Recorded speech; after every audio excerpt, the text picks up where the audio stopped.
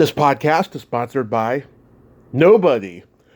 Hey dudes, welcome to Splat from the Past, the only 80s themed horror sci-fi show where things can get totally radical.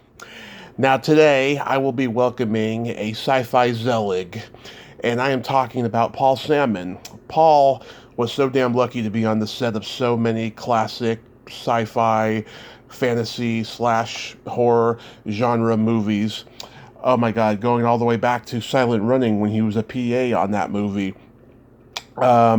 He was a publicist working at Universal, and led to him working on getting to be there when they made Conan the Barbarian. And then that led to Blade Runner and Dune and Return of the Living Dead, RoboCop, Starship Troopers, so many great movies. And he's written books about many of these experiences, and we're going to talk today about a lot of them.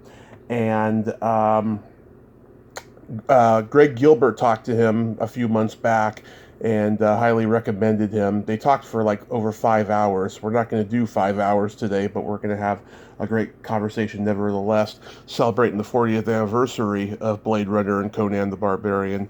And it's going to be fantastic. I cannot wait. I'm like a kid in a candy store right now. I love the sci-fi, horror, fantasy genres, as a lot of you know. So yeah, here is my interview with Paul Sammon. So, going back in time, did you grow up loving sci-fi movies and television? Oh, absolutely. My mother, I was lucky in that I sort of had dual artistic and pop culture influences within my family. My dad was, well, all right, I'm trying to think because I do have a tendency to go on. That both of my parents came from impoverished Depression backgrounds. Neither one of them finished high school. Both of them, however, were fierce autodidacts, self-educated to the point where my dad, and towards the end of his life, was the president of the Mensa chapter in San Diego. Mm-hmm. And my dad was very much into literature, serious literature, and he read that when he was in the Navy and educated himself through Emerson, Poe, all of the Romantic poets, the Roman and Greek philosophers, etc. My mom was more into crime thrillers, popular fiction, Perry Mason, Mudclub stuff. I had both, and but my mother was also the film buff, and that was before that phrase was ever coined. And because of her family life, which was a little unhappy, she lived in Philadelphia. And when she was old enough, she would take a train up to New York and go into the 42nd Street area, which reduced at that time was not the sin pit that it developed into. In fact, it was the place where they had like 50 movie theaters, all-day shows. And she developed that as a kid. And then she would go there, spend all day, and come back to Philadelphia on the train at night. When I was born, she used to take me along, and so I was exposed from the early 50s on until I left home to virtually everything. And of course, as my taste developed, I was fortunate enough to come of age during the golden age of international art cinema. Mm-hmm. And so I was seeing I was seeing sort of the last gasps of the classic studio system, not long after the studios were forced to divest their exhibition outlet theaters. Mm-hmm. But I still were seeing, the musicals, the westerns, and the science fiction films, which were the staples of the 50s. Post-World War II, those were the main three genres that were out there. So I got to see Creature from the Black Lagoon, and War of the World, Basement of the Body Snatchers, Forbidden Planet. I saw those when they first came out. Yeah. and as a child, they made a tremendous impact on me. But I was also reading. My dad used to, most fathers, if they read the kids to sleep, it would be like Paddington Bear or, Tom Sawyer. No, my father used to read us Poe. Yeah. And so I developed a taste for macabre literature and the Gothic. But there wasn't that much around. But I started to read H.P. Lovecraft by the time I was 10, Howard story I read, I think I was 9. And anything I could find, which was mostly at libraries that day, that particular type of material is very thin on the ground. It's not now where geek culture is, dominant. I mean, believe me, there's very little and very hard to find. But I sought it out. So my tastes are essentially Catholic, in the true sense of the word. Mm-hmm. They're broad-ranging and diverse. But I have a special fondness for the outre, the bizarre, the surreal, the outrageous. Anything like that really gets my clock ticking. Nice. Yeah, you grew up during the time of science fiction theater and showing stuff like Flash Gordon Conquers the World, The Day the Earth Stood Still, Invaders from Mars, all that stuff. Right, but I saw them in the theaters. Yeah. And what was interesting is that because we spent so much time in Asia when I was growing up, my dad first was in the Navy and then he was naval counterintelligence, and we spent many years in the Philippines and in Japan. And I missed things like shock theater. I missed Vacalury. I missed Vampire because I was all the way over in Asia. Mm-hmm. And so what I picked up was really on television, at least. There was a very short window of about 2 years in the mid-50s where I saw things. But mostly it was in the theaters. And the saving grace of being stuck on a military installation in the middle of nowhere was that they always had many movie theaters that were free. And so they would rotate movies in and out. They had these vast film libraries. In fact, the Navy still has a lot of its 35 millimeter original prints that they had in the circulating libraries in those salt mines that are outside of Kansas City. In Kansas, where Dawn of the Dead took place, Day of the Dead took place. Yeah. And those are the places where they actually store a lot of the films, and the military has this huge cache of still prints there. So I got to see all this stuff in theaters when it first came out. So yeah, nice. It was it scared the living hell out of me. I remember being terrified by things like Them, which first. Yeah, the giant ants. I saw that in Tokyo on a double bill with a really kind of minor effort called Riders to the Stars, which was an Ivan Torres film, production that Richard Carlson starred in and directed. But I also remember being very frightened by Creature from the Black Lagoon, Revenge of the Creature, that overwhelming sense of dread and helplessness when the Martian invasion hit, War of the Worlds. I mean, now you look at it, it's like, just like a above-average 50s Technicolor extravaganza with really wooden acting. But in the day, that was cutting edge. And what was really unusual was that, we were losing. Because in the 50s, America was winning. That was the propaganda. We had just won World War II, and we were in this huge post-war boom, and everything was cool. But then these Martians came, and they couldn't be stopped. And that not only affected the kids, the sense of overwhelming, as I said, dread that was in that movie was really unique. And it was a nerve shredder at the time. Everything has to be put in context, of course, right? In a way, it was almost like the Texas Chainsaw Massacre at this time. Yeah. When those three guys get vaporized at the very beginning of the film by the Martian war machine, the Cobra. Yeah. And, you see their ashes. I mean, that really was the equivalent of a graphic Tom Savini dismemberment, No one expected that. There was just a quick cut that I remember the audible gasp in the theater from the adults when that happened. So, yeah, transgressive stuff has always moved me. But on the other hand, I have a degree in literature and psychology, and I have appreciation for the more delicate, finer things as well. But yeah, you put something extreme in front of me, and I'm usually right up with my nose pressed up against the screen. So after high school, did you attend college? Oh yeah. Funny you should ask that. About 3 weeks ago, I just attended my 50th college reunion.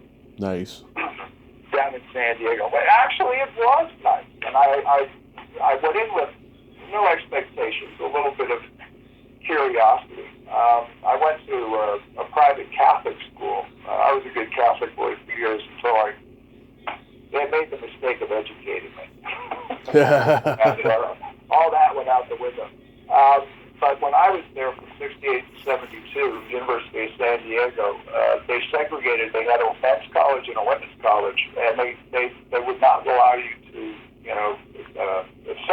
some of the classes actually had women in them with the guys, but they kept them separate until 1972. Mm-hmm. And that was the height of all of the Vietnam protests and, pushback against the establishment, the counterculture. And I was one of those people out in the streets getting my head cracked open and tear gassed, which didn't go down well with my father since he had been in the military by that time for about 30 years, but there you go.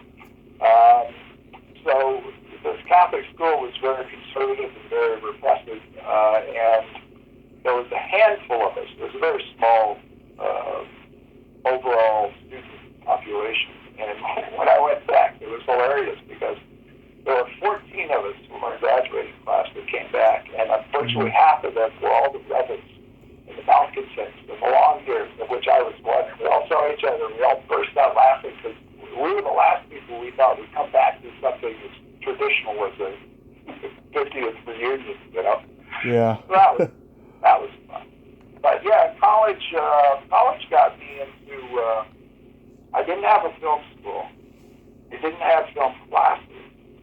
At that time, really, there were only a handful of choices. There were USC, UCLA, and New York. Where Marty Scorsese was teaching. But I was always a reader and always a film goer. And there was an art theater in San Diego called the Unicorn Theater, Mithras Bookshop. Mm-hmm. And the Unicorn was one of the very first art theaters on the West Coast. And I ended up working there for a summer, almost a year between my 18th and my 19th years after high school. Mm-hmm. And that's where I saw my Godards, my Fellinis, and then they started to sort of branch out in other theaters. And so I had a pretty good grounding in all that. And I've kept up with it. I've even been fortunate enough to meet people like Della Todd, the Turin Horse, which was his last picture. He screened that for the AFI Fest, and he was there for a Q&A. I don't know if you're familiar with his work, but a little bit. He's the great Hungarian master. He's one of the world masters of cinema, and to have the privilege to just sit and chat with him for half an hour because he's as they say, the real deal, And so I keep up with it. In fact, just before you called, I had one of the satellite shows on, and it was the News Dune, where the first sandworm attack is on the Spice Harvester, and that was on like 2 minutes before I started to talk to you. I'm addicted. It's going on 24/7. Yeah. What year did you get to LA? Well, I've been bopping back and forth to LA for a while because it's so close to San Diego. That's where we were based for a few years. Mm-hmm. The other thing I wanted to say briefly, because I've never actually said this before, but when I was about 5 years old, mm-hmm. and this had to be 1955, 56, when we were in San Diego for a couple of years before we went back to the Philippines. Television in the afternoon had a screening of Dead of Night, the classic supernatural anthology film from the mid-40s from Ealing Studios. Mm-hmm. And as a little boy, at the end during that nightmarish montage that kind of ties up and scrambles all the episodes where Hugo the dummy gets up off of the cot in the jail cell and starts to strangle the protagonist, I just totally freaked out on that. I went screaming out of the house. Mm-hmm. My mom was hanging up clothes, and I'm hanging on her leg, just crying and screaming. She goes, "What's wrong with you?" I'm going, the dummy. Mm-hmm. Which is very funny to me now, But at the time, it was traumatic. And so, I don't know how to explain it. Maybe the fact that I come from two generations of purebred Irish, about as purebred as you can be as Irish American. And we Celts have a long tradition of fascination with the melancholy, the macabre, the bloodthirsty spirits, all that kind of thing. Not that I believe in it, because I'm a realist, hardcore. But Yeah. I appreciate the myth, and so I'm attracted to all of this, just, I guess, by genetics. Yeah. So you were a PA on Silent Running? Below a PA, there is such a thing. Uh-huh. Yeah, I just talked to one of the amputees this summer, Cheryl Sparks. Oh, I remember her. Sure. Yeah. Did she tell you about the cars they bought? How they went out and they got the cars that had all the controls on the wheels? Yeah. I have a tendency to forget a lot of things after I do interviews because I do so many, but I'm pretty sure she did mention that. Yeah. Yeah. Yeah. Well, I remember how thrilled they were to have them, and what I remember, that was kind of my first on-set experience. I had actually seen a bit of a movie called No Man is an Island with Jeffrey Hunter and Marshall Thompson, which was about two American GIs hiding out in the Philippines after the fall of Corregidor. And one of them gets caught and gets beheaded. Mm-hmm. And they shot that scene right behind our high school. And I remember you weren't supposed to go there, and of course that was like sort of a big red flag to me that said, yeah, you should go for. And I remember kind of just standing around and watching Marshall Thompson like kneeling with his head in a box in the ground, and then it was an extra kneeling on the ground, like he had fallen forward, and he had his head in the box in the ground, and poor Marshall Thompson was buried up to his neck in the ground, trying to look dead, and they had blood all around. I was thinking, whoa, that's cool.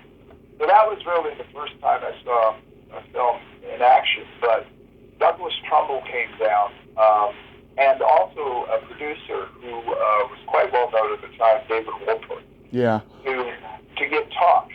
And they were not any part of classes or anything else. It was just like after school, like an 8 o'clock to 9 o'clock thing.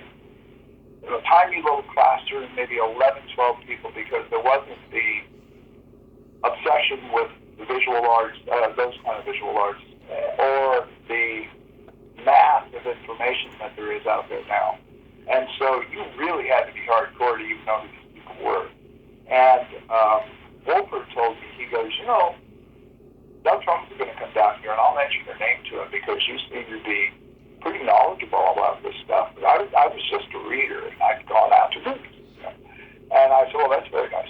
So Trumbull came down, and it turned out they were in production, and he was just taking like a break. I think he just wanted to get away from madness.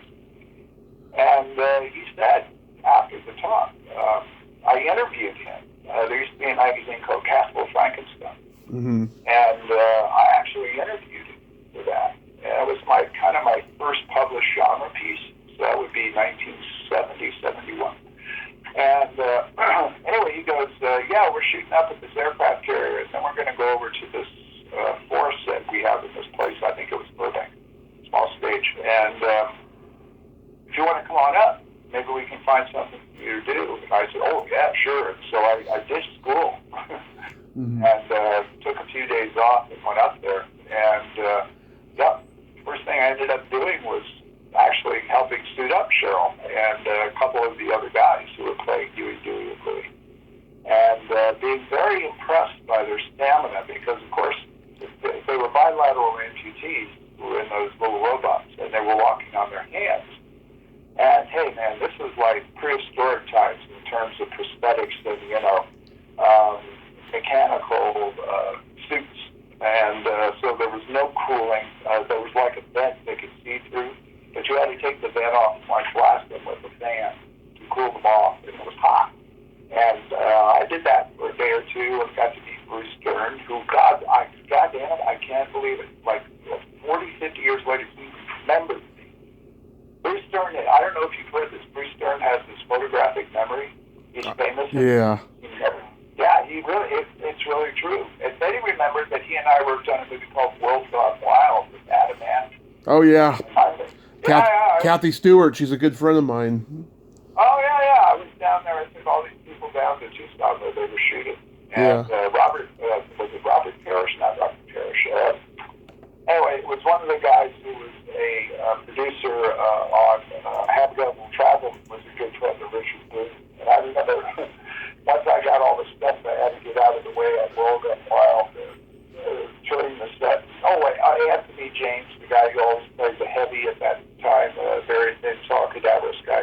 Oh yeah. Turned out to be a very knowledgeable collector and appreciator of fine art. And he and Anna Mann had that interest. They were both collectors of famous painters. And anyway, I remember sitting and talking to the producer about Richard Booth, because I was always fascinated with Richard Booth. Yeah. But so I spent a few days on that. I kind of saw how things worked, but I wasn't there long enough to do it. I wrote up this interview with Doug, sent it off to Castle Frankenstein. Was supposed to get paid, never did. But that was the legendary Calvin Beck, who is completely unknown now, but he was the editor of that and a couple of other magazines at the time. And Castle Frankenstein was like the thinking kid's answer to Famous Monsters. Right. It was sort of an intermediary step between Famous Monsters and Cinefantastique. And Joe Dante and I, years later, Joe Dante, John Davison, and I all realized that we were all writing for Castle Frankenstein. Because we all know each other. John is one of my best friends. I've known John for 47 years. I mean, and I can honestly say he is one of my best friends. I just talked to him a few days ago. Nice. So, yeah, that's kind of how it started. I then got caught up in the mad, crazy, 24/7 party people atmosphere of the 70s. Yeah. Decided I was not going to go into the slot that the Catholic Church and all of my degrees said I was going to do. Instead, I became a commercial diver. I bought a 40-foot workboat. I've always been fairly athletic and a swimmer. And wound up off of Catalina Island for a couple of years harvesting a certain kind of weed called Jawidium robustum, which is agar, and diving, essentially, underwater farming with a group until I had an accident, and then I couldn't do it anymore because they can only be down about 20 feet now. Wow. And then I said, well, damn, now I've got all this debt, I've got this boat, and I've got a new girlfriend who, by the way, wound up being my wife. We just celebrated our 47th anniversary. Oh, congrats. No, thank you. So I started, I'd always been kind of a dabbler at freelancing, and so I started to just furiously freelance and getting rejected all over the place, and then it finally hit. And I was like a dervish. I wasn't on cocaine, one of the few. I never liked coke. As you can just tell by the way I talk, I mean, the only thing I'm doing right here is I got a bottle of Pellegrino and a cup of coffee. Yeah. That's enough for me. My metabolism has always been cranked. And somehow I managed to just keep writing, and I rose up, I suppose, as they say, through the ranks that way, until I was doing things for like the Los Angeles Times and Omni Magazine and Cream, which just came back, by the way, the great rock and roll magazine. Yeah.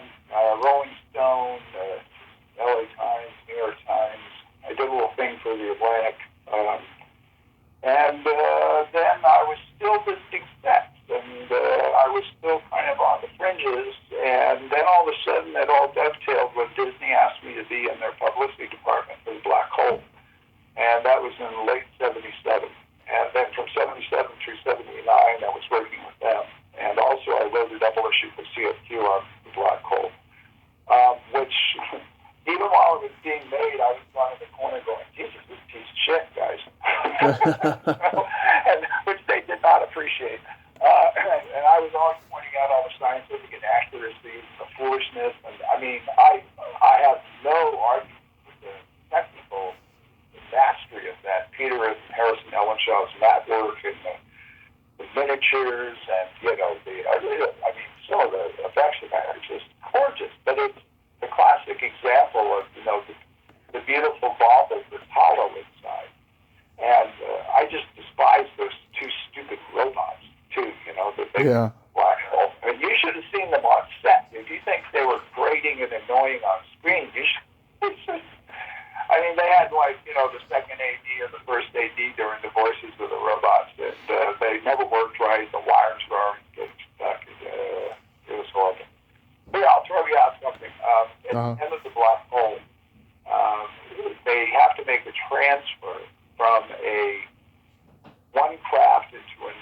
to escape the pull of this massive celestial destroyer. And Robert Forster, then you one of the Bottoms, Timothy Bottoms, I guess it was. The three of them are literally making a transfer in hard space without helmets on. Mm-hmm. And they're out in outer space, and I'm watching this being made, and Gary Nelson, who is the director, is next to me. I remember he had broken his arm during production somehow. He was in a cast, and his cast kept bumping me because we were all squeezed together on the stage. He goes, cut, and reset. And I looked, but by this point, I knew him well enough to be a bit insolent. And I said, Gary, and he goes, yeah. And I go, they're not wearing helmets. He goes, I know, they should be dead. And I go, so? And he goes, the actors didn't want people not to be able to see their faces.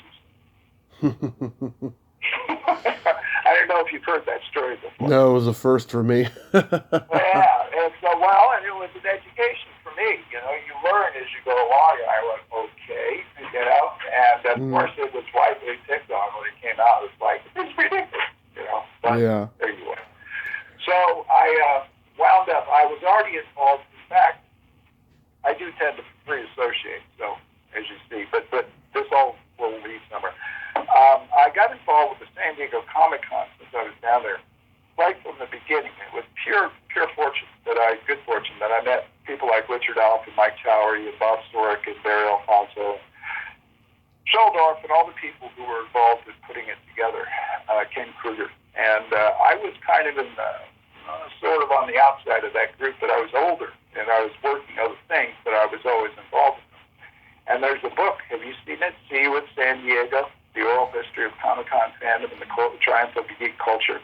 No. It just came, it's a great, it's like how many pages? It's huge. It's like 400, it's almost 500 pages. And it's really well laid out. It's from Fantagraphics.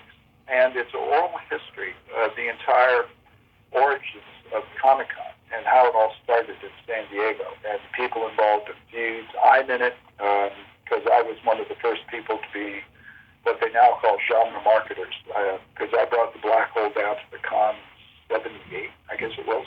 Mm-hmm. And did that kind of thing for years for them. But by that time, I was working in the studios on other things. But in any event, so I look back on these periods of my life and I say, Jesus Christ, you did all that and you didn't do cocaine. How the hell?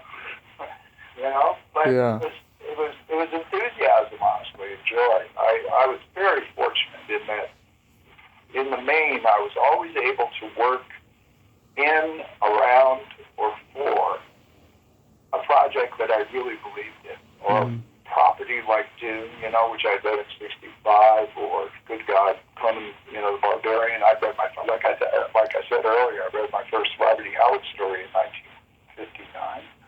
Red Nails, which was the last Conan stories that Howard wrote before he committed suicide. And so I already had all this literary stuff behind me. And when all these film adaptations came along, and I just happened to be at the right place at the right time. And combination of kind of like ability and drive, but also just like anything else in life, just luck, just good fortune. And so I look back on my credits from the 80s, and I'm amazed. Yeah. And let me do one thing here, because it's a minor piece, but it is an aggravation. I'm constantly referred to as an author. And yes, I am an author. I've done over 30 books and hundreds of articles. But I also work, and I mean work, big 12-point cap on many films as a crew member, as a producer, as someone who is working for the studio. So I've had these dual careers. And I know we live in a world of not even fragmentation, even more minuscule than that, is atomization. But, I always had these two things going. It was like I was a writer, but I was also actually very deep in the film industry, working in a whole variety of things, from a producer to a CG supervisor to, being in unions and being a still photographer, being a big player, doing international marketing campaigns, shooting all these featurettes, so there's this whole other part of my time there that people seem to not understand, or maybe I just hadn't given them enough credence. But anyway, there you go. And end of rant. So you were a publicist at Universal when Conan the Barbarian was being made? It sure was. Yeah, I was the genre publicist for Universal. I had anything that, well, here, backstory real quick. And, everyone knows, the received wisdom is that Star Wars kickstarted the whole A-level studio interest in science fiction. Right. This is not true.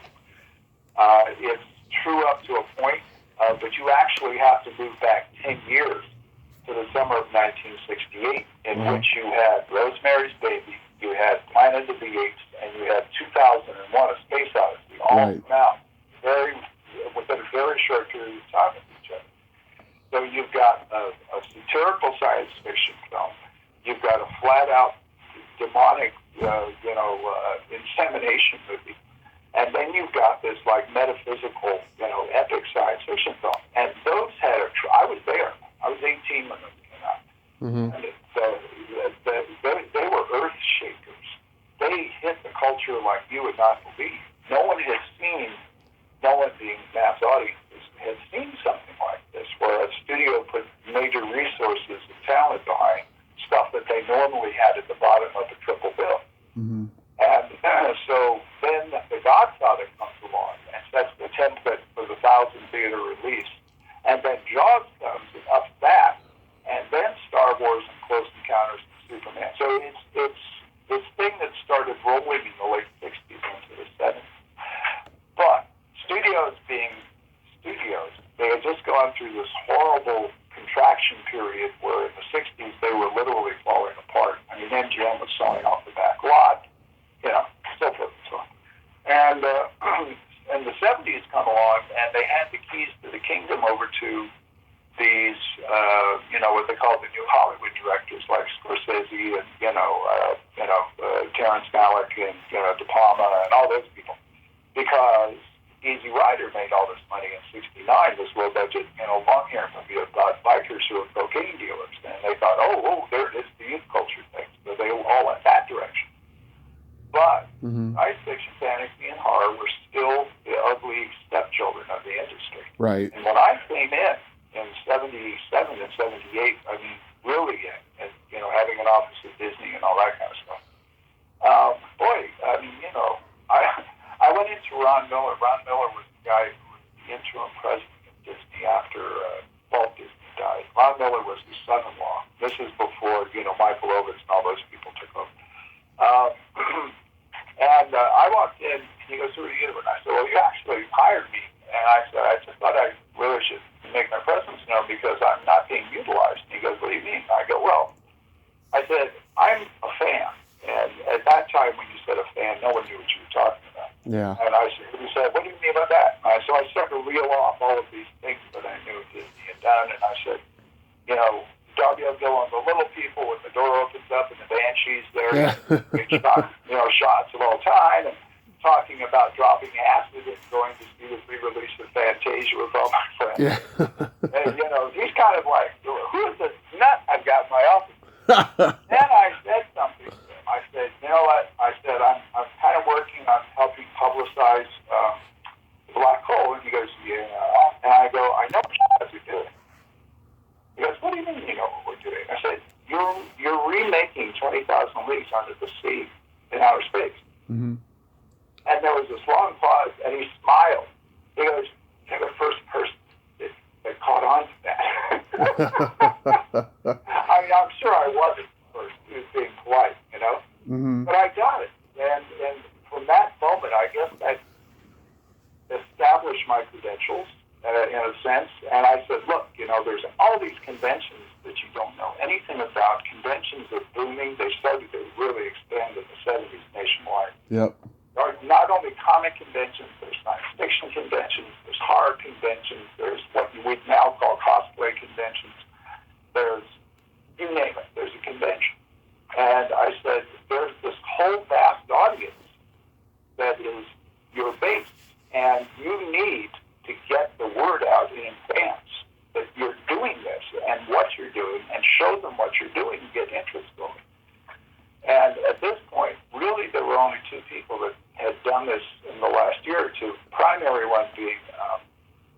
brother Lippincott, who was a friend of mine, Charles Lippincott, and he had done it for Alien. He had done it for Alien and Star Wars, and Craig Miller, who was another guy. So I was kind of like in that vanguard, but I knew I was a fan, and so I convinced them to send me down to Comic-Con. That went well. We showed a clip. We gave away, freebies and all that kind of stuff. And suddenly I had some authority. They gave me a slightly bigger office. And next thing I know, I was all over the country. And then I got sort of lured away by Universal. And I went to Spain to cover the making of Conan the Barbarian, primarily for the Los Angeles Times and for CFT, for San Fantastic. But Universal is in the background kind of twittering, saying, well, we know that you're over there at Disney. And then I guess word got back to them that was positive, and Universal hired me. And then they said, well, look, we've got all these other ones. We've got Cat People coming out. We've got Carpenter's The Thing coming out. And Universal is the home, traditionally, of, the classic horror, the monsters, Frankenstein, Dracula, Wolfman, all that. And they did all those 50 giant bug movies, and I knew that. So I felt right at home. And from there, it kept growing. And the biggest mistake I made, and it was a huge error, was because I was prolific and I was able to kind of burn the candle at both ends.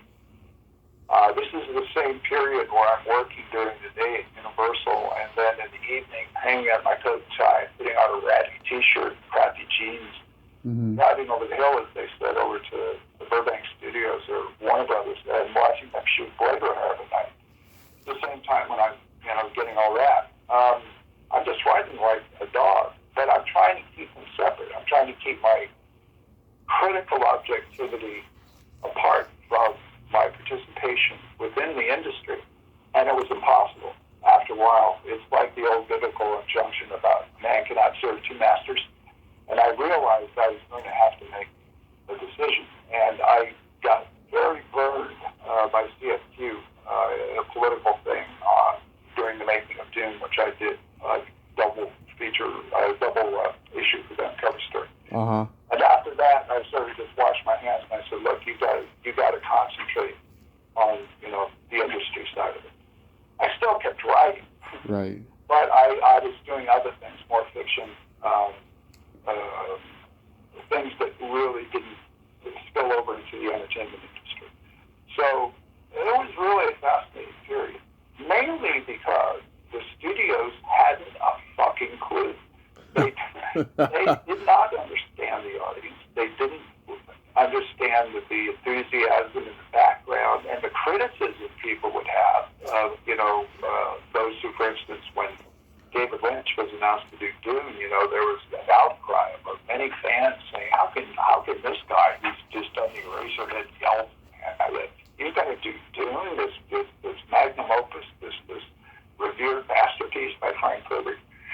And I was the guy who was their point person, who had to go into these cons and say, no, he's doing his own spin on it, and it's, Frank Herbert's there on location with his wife, and Frank loves the script, which he did. And so it was an interesting mix. But the interesting thing was that I was not only doing the genre stuff, I was also doing other multiple titles and other jobs. And it was a fast and furious education. And it's kind of, people say, what was it like? Because I was very naive in terms of how the industry worked. And it can be vicious and it can be very difficult. And as anyone who's candid or unafraid will tell you. And I always say, well, this is the analogy. I said, I was stripped naked. I was slathered with air grease. They opened a door, a wooden door. They pushed me down on the sands. And I looked around, and I was in a coliseum of people who were screaming for my blood. Yeah. And there, on the other side of the arena, was an open door, but I had to run through tigers and 50 sharks to get there. and I made it, crawling, losing a limb, bleeding out, but I made it. Yeah. And that's pretty much my metaphor for it. But I'm not bitter. A lot of people, it's a very, there's a lot of betrayal and it's a very competitive dog-eat-dog. There's nothing I can't say that everyone doesn't know about the negatives of the movie business or any, on the flip side of that, there are highs that you will just not get anywhere else, and you will meet some of the most talented, selfless, hardworking, just perfect, in a sense, craftspeople and artists that you will ever meet in your life in those businesses. So it's a mixed bag. But I just feel very fortunate that I went through. I look at the movies I was involved with, and I go, wow. Yeah. A lot of them I sought out, though. A lot of them I sought out. Not just was assigned. I went out and I campaigned, because otherwise other people are going to get it. And by the way, Tony, feel free to ask a question. Yeah, this was this was at the time when the sword and sorcery genre was, being resurrected. Don Coscarelli had done the Beastmaster that same year, and then there was the sword and the sorcery. Yeah, and then there was Kroll, and then there was Excalibur the year before.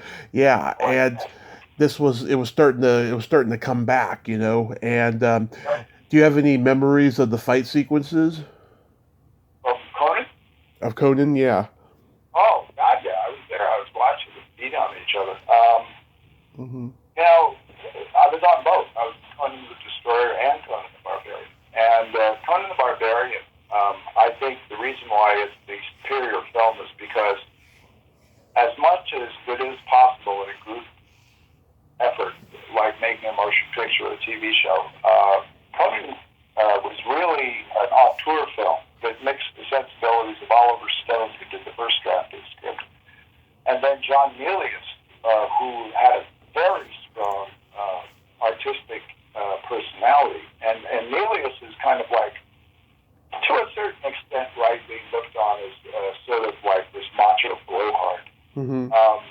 But he had undeniable strength and talent, a deep military historian, a deep knowledge of American history and appreciation for certain aspects of it.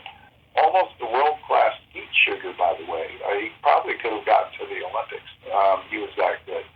And just someone who was very flamboyant and had this odd mixture of almost pagan brutality and late English romantic poetry sensitivity. I mean, he has both.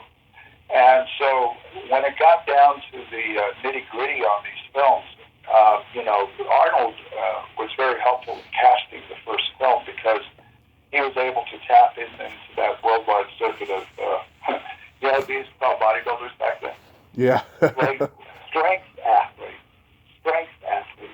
which always cracked me up, because that was like when Klingon garbage people were called Klingon sanitation engineers.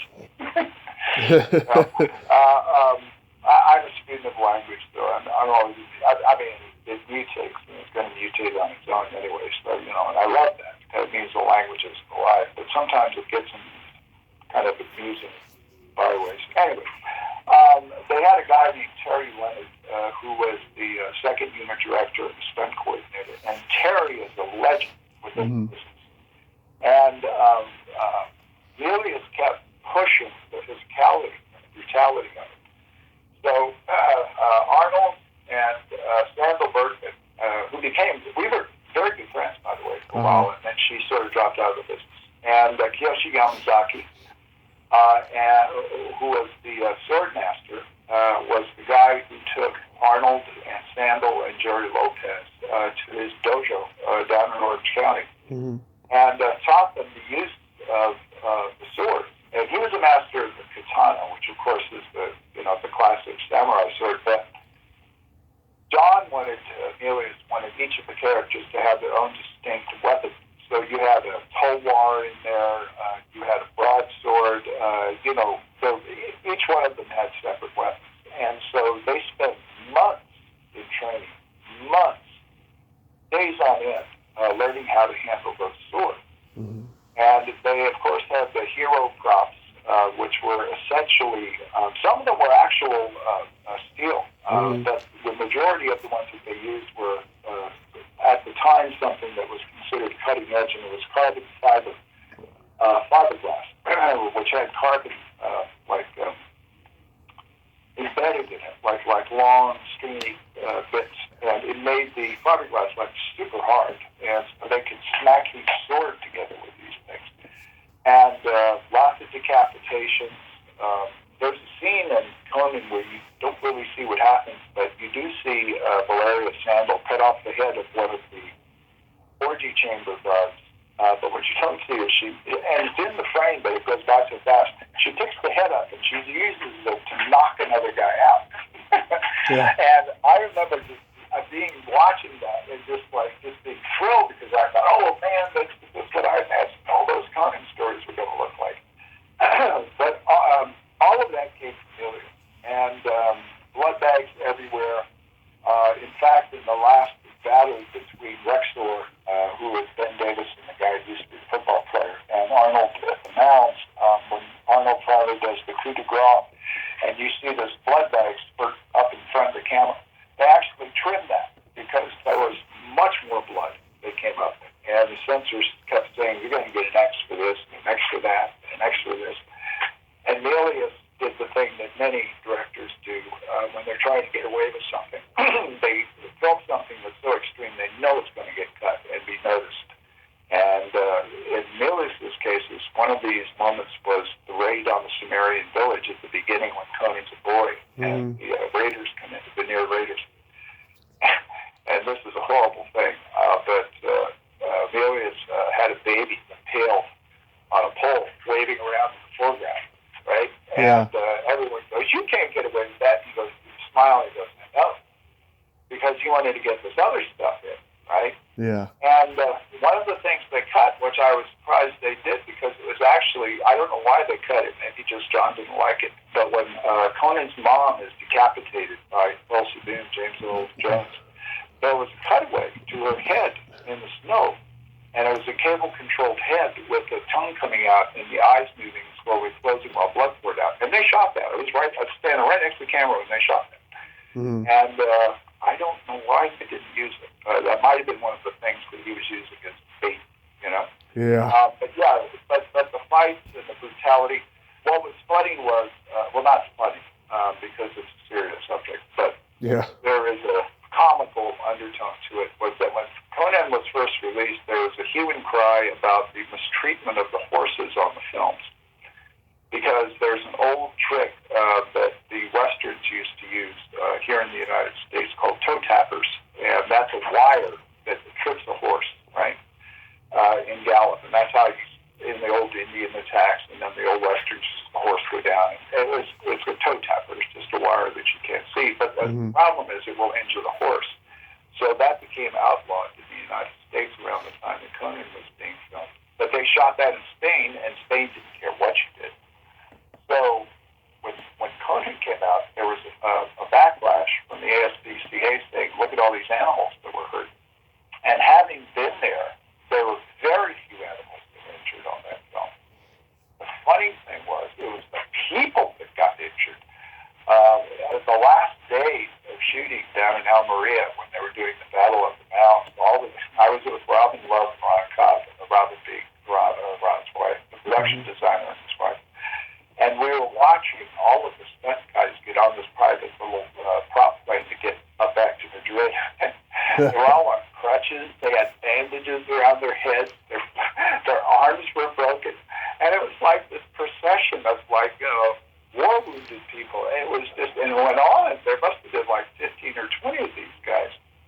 So I remember Ron calling me up when the movie came out. He says, have you been reading about this thing about the mistreatment of the animals? And I laughed and I said, yeah. I said, what about the mistreatment of the stunt guys?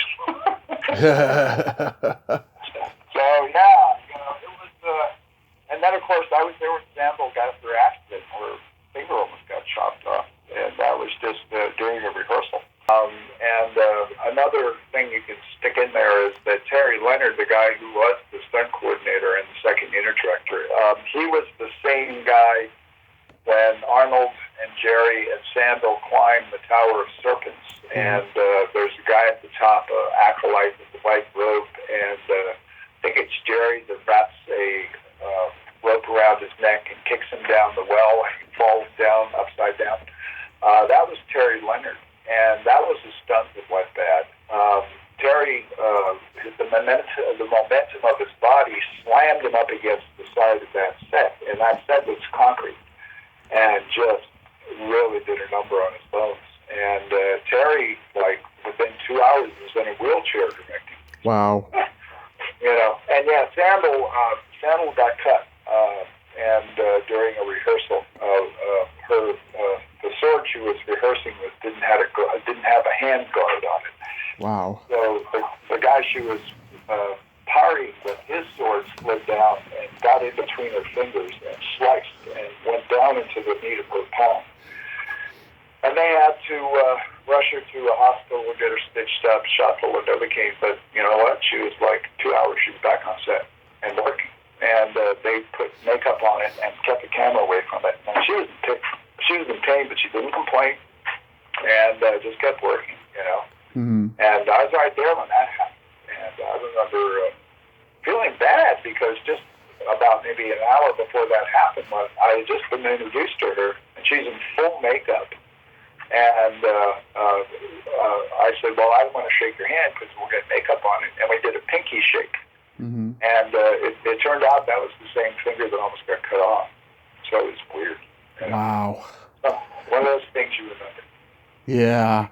So you were working for Cinefantast, however you pronounce the magazine. Yeah, Cine Fantastique. It's a French one, Cine. Okay. So you were working for them, and that's what led to Blade Runner? Well, no, Blade Runner is well, partially. When you say working for CFQ, all the stuff that CFQ did was freelance. I mean, there was no one there on staff except Fred Clark, and he had an editor who came in, Michael Kaplan, and another guy who was editor. But that was pretty much a one-man operation. And you just submitted ideas, or he called you and said, do you want to do this? Okay. But you have to remember, at the same time, I was doing multiple other publications as well, so it wasn't like I was just their star reporter. So when Blade Runner rolls around, I had already read the book in 1968, To Android's Dream of Electric Sheep, when it came out, because the first Philip K. Dick story I read was The Father's Day. Mm-hmm. And I read that in the late 1950s in a pulp magazine I found in the Philippines. And that's one of his strangest stories, and that's really saying something for the film. And in 1973, I met Phil for the first time during a lecture he gave at Cal State Fullerton. And over the years between then and 1980, we sort of ran into each other, kind of like first personally and then professionally, and I got to know him better. And by the time it was the third pass on optioning the Android's Dream of Electric Sheep for what ultimately turned out to be Blade Runner, I went and called up Fred Clark at CFQ and said, look, I said, I know the author, Ridley Scott, is hot because of Alien, but look, he's also done, I'd seen some of his commercials when I'd gone to England for the first time in the 70s, and some of his Hovis bread commercials, Ridley Scott, and also some of the beer and cider commercials that he did, which were just like little miniature epic movies. And I saw The Duelist when it first came out. So I said, hey, I know this director, I know the author, I know this film, the source material, and it looks like this thing really is going to be something. And so he said, all right. But I also pitched Omni magazine.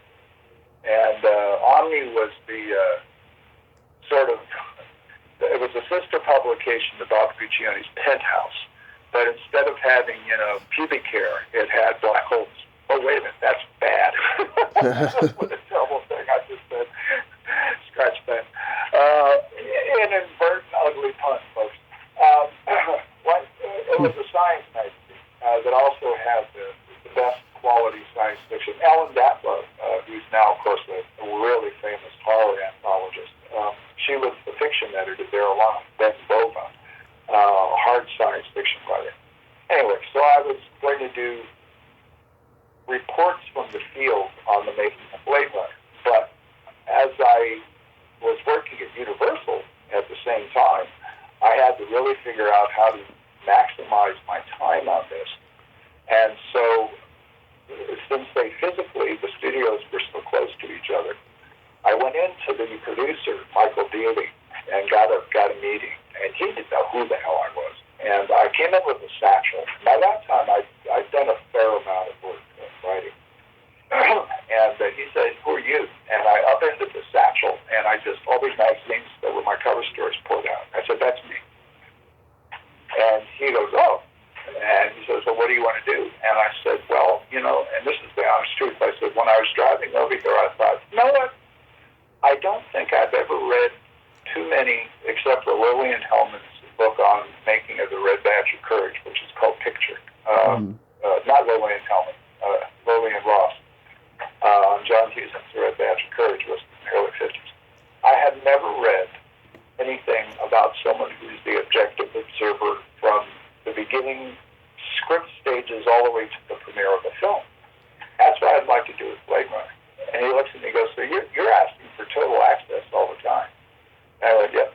And he says, "Well, how are you going to approach it?" I said, "Honestly," I said, "I don't have any axes to grind." And I told him I knew the material and really enthusiastic about it. Ridley Scott had just been hired, literally just been hired. And Michael says, "Well, go down about 3 doors, knock on the door. I'll have the assistant buzz you in, and Ridley's over there. You talk to Ridley and see what he says." Well, I walk down, and I meet this intense, flaming red-haired, very focused guy, very articulate, very funny, by the way. Ridley is, when he wants to be, he's hilarious. You never laugh as hard as you can laugh at Ridley Scott. We spent 3 hours at least talking about everything except Blade Runner. Because I have a lot of different interests, and so does he.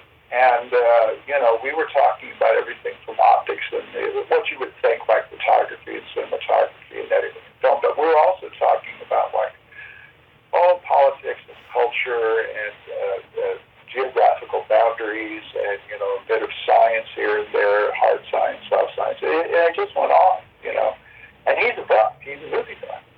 As he told me, he used to go to his local cinema with the kids and, kick the back of the seats when the bad guy got shot, Yeah. And so he still finds time to watch films all the time. I don't know how he does it, but he does. Anyway, that's pretty much how that started. So I was there when the first drafts were being revised. I was there when they started to build the sets. I was there when it was still Filmways that was financing it, and then that fell through, and then it became this weird 3-way deal between Warner Brothers and Tana Productions and Sir Run Shaw that Michael Dealey miraculously pulled together in 2 weeks. He refunded the entire picture in 2 weeks. That's a record. And I was there during the very tumultuous and difficult shoot, because there was probably over the 100 movies I've either worked directly on or been on the sets or been involved with. That was probably in the top 3 toughest that I ever watched being made. It was just hard on everybody. And then, it came out and it died. And I remember thinking, well, this sucks. I mean, I hate the voiceover that they put on at the last minute. I hate the happy ending that they put on in the original theatrical cut. But I've seen all these other versions. I actually like that version with the voiceover. Yeah, no, I know. Well, and again, to each their own. I know some people like it because it gets, and that was, by the way, the voiceovers were in there from the very beginning, the very first drafts, and the person who didn't want them in was Harrison. And the reason why he didn't want them in was because he said that they were doing too much exposition, and he said, "Why do I have to sit and talk it? If I'm supposed to be this detective, you should show me doing the detection." And now, if you think about that, you might come to the conclusion that this is an actor trying to get more scenes. But Harry's not like that. Harrison is like, you hear this all the time with Harrison Ford. There's a reason he's lasted as long as he has. He's the consummate pro. He really is professional. And he had a good point. But on the other side, Ridley had the good point that they were doing a film noir in the future. And the film noir always had the hard-boiled narration. The problem was all the narrations that were in the previous scripts were first-rate, and the ones that they finally went with, which they literally laid down at the last second of post-production, were third-rate. in my opinion. I don't think they're very well written. And so anyway, it came and it went so quickly in '82, and I thought, well, damn, that's a shame, and got obsessed about it. And I started to write about it after the film came out. And then I had been so close to it, I'd seen versions that people still haven't seen that have not been released. And I saw it as it was growing and changing and mutating, and they're saying we should do this, do that, blah, blah, blah, blah. And my favorite version now is the final cut. And the reason being that other than the lack of a good voiceover, which I really wish they could have put in from some of the earliest drafts, that is the film that originally was supposed to come out. The final cut really is the one. It's not like somebody's trying to make cash by changing it up every 4 or 5 years to 5 or 6. That was not it at all. Yeah. Ridley Scott's got one of the busiest schedules of any person in show business, and he never stops. And so to get him to focus for 10 seconds on something, that's one of the reasons why these variants came out. And then there was finally a window, and frankly, the money. Warner's put up about $2 million to underwite. It's not the restoration, but the reconstruction of the original cut, and sort of in conjunction with the 25th anniversary release of the film and all those 5 DVD sets. And then, of course, I've written 3 versions of my book on future knowledge and making of Blade Runner. Yep. All of that kind of came together, fortuitously, and finally people got to see the movie that really wanted to do. Although I do miss the original narrations, and of course I miss so many people who have passed on since then. I mean, Richter and I were friends. He was very mischievous. Brian James, he was, I don't know, great actor. Nice guy, too. His dad ran a drive-in theater.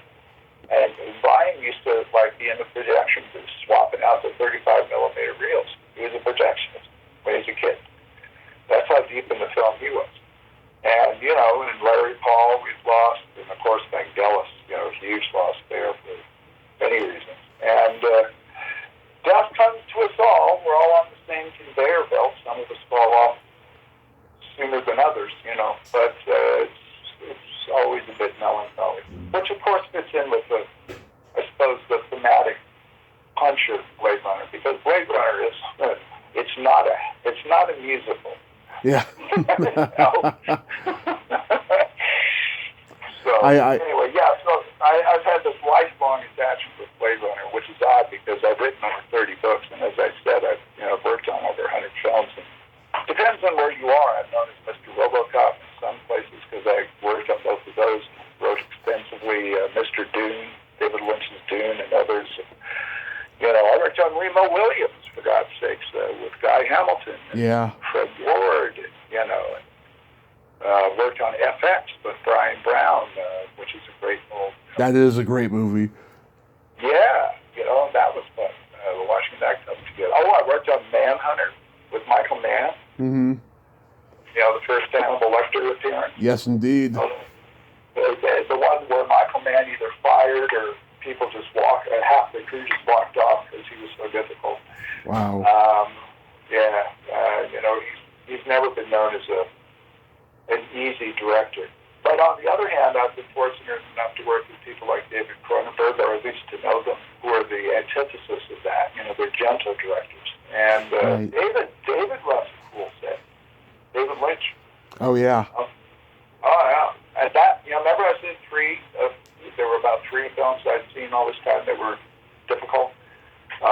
Every movie's a nightmare. I've done anthologies. I did the Splatterpunks anthologies in the 90s, the extreme horror anthologies, which I was the editor.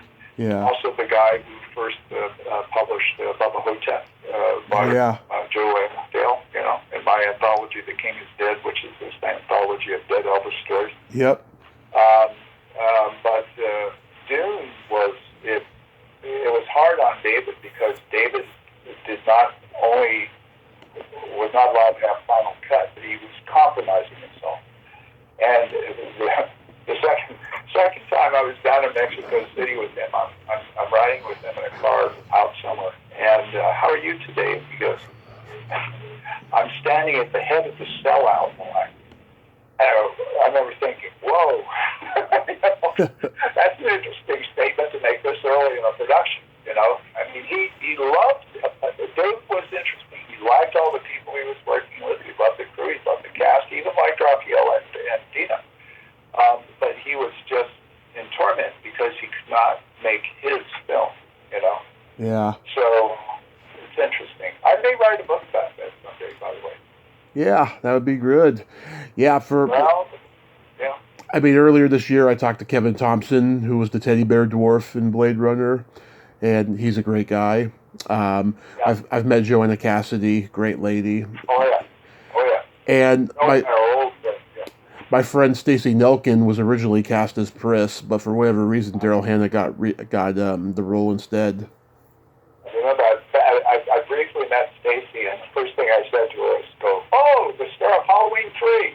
Yeah. And she went, "Oh my God, you didn't see that, did you?" That's pretty much her reaction.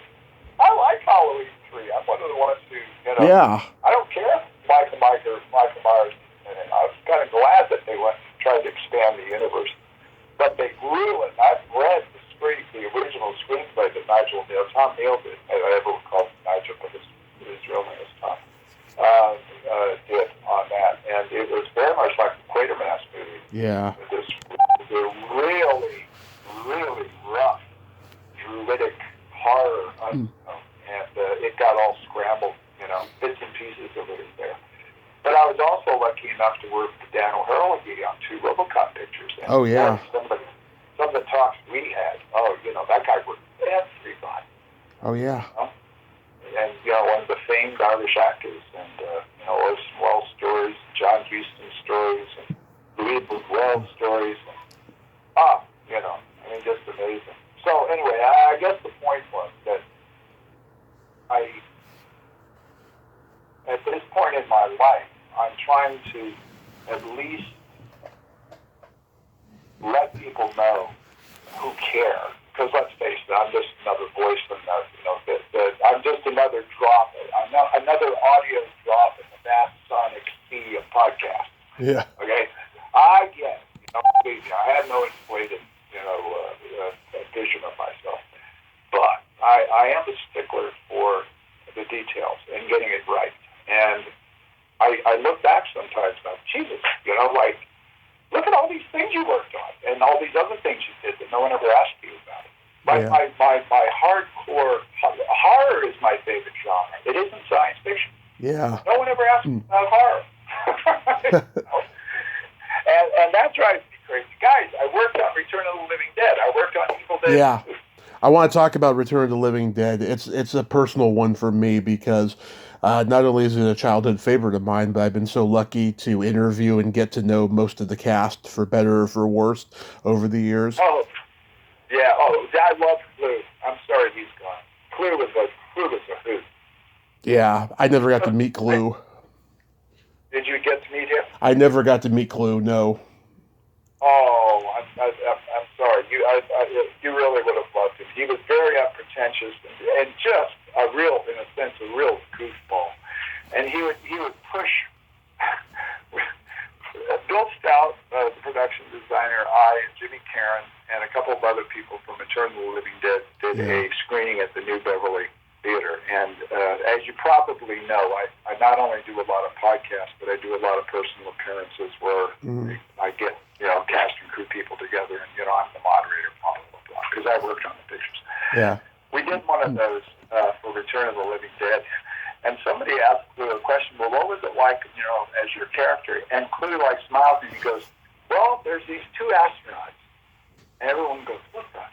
And he goes, and they're weightless, and they have giant penises, and they're naked. And so what do you see? Bananas. Bang, bang, bang. It's like, what? And he would do that on purpose, you know. And he was just, you know, just being, you know, pushing the envelope. And he was so funny. Hilarious guy. Hardcore film buff. He went to see everything. And he would sit right up in front. You'd see him at the American Cinematheque, the New Beverly, any of the Directors Guild screenings, Academy screenings. I just often, I remember bumping into him when Lost Highway Highway came out, and Lost Highway got dumped. It didn't get very good distribution. And I had to drive, I think, to the Vista Theater over near the Kaiser Hospital on Sunset in L.A. And there's Clue. And I go, hey, Clue. And he goes, oh, what are you doing here? And I said, I'm going to say the same thing.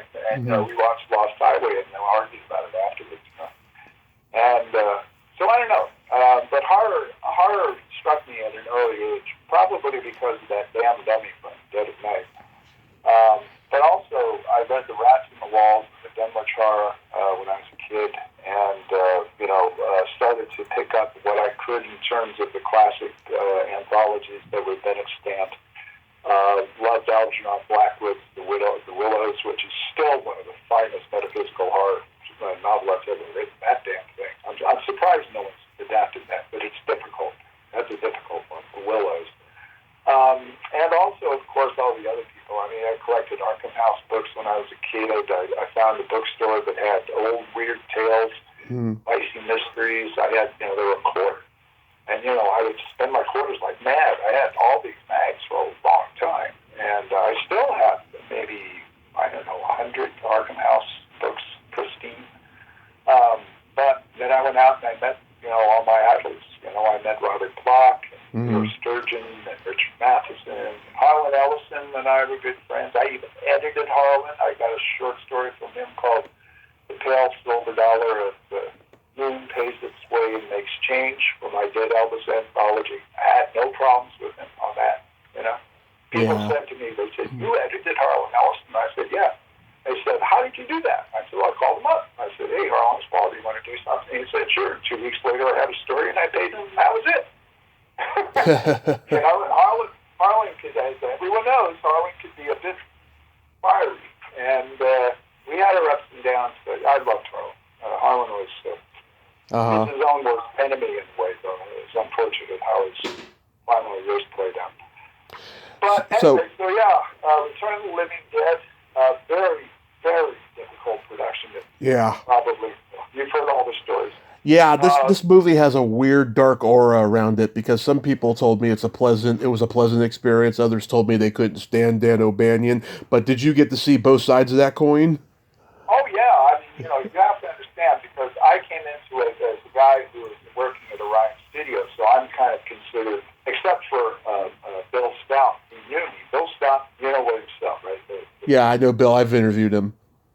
Okay, yeah. Well, Bill and I have known each other since the early 1970s. And in fact, for 14 years, we lived within half a mile of each other.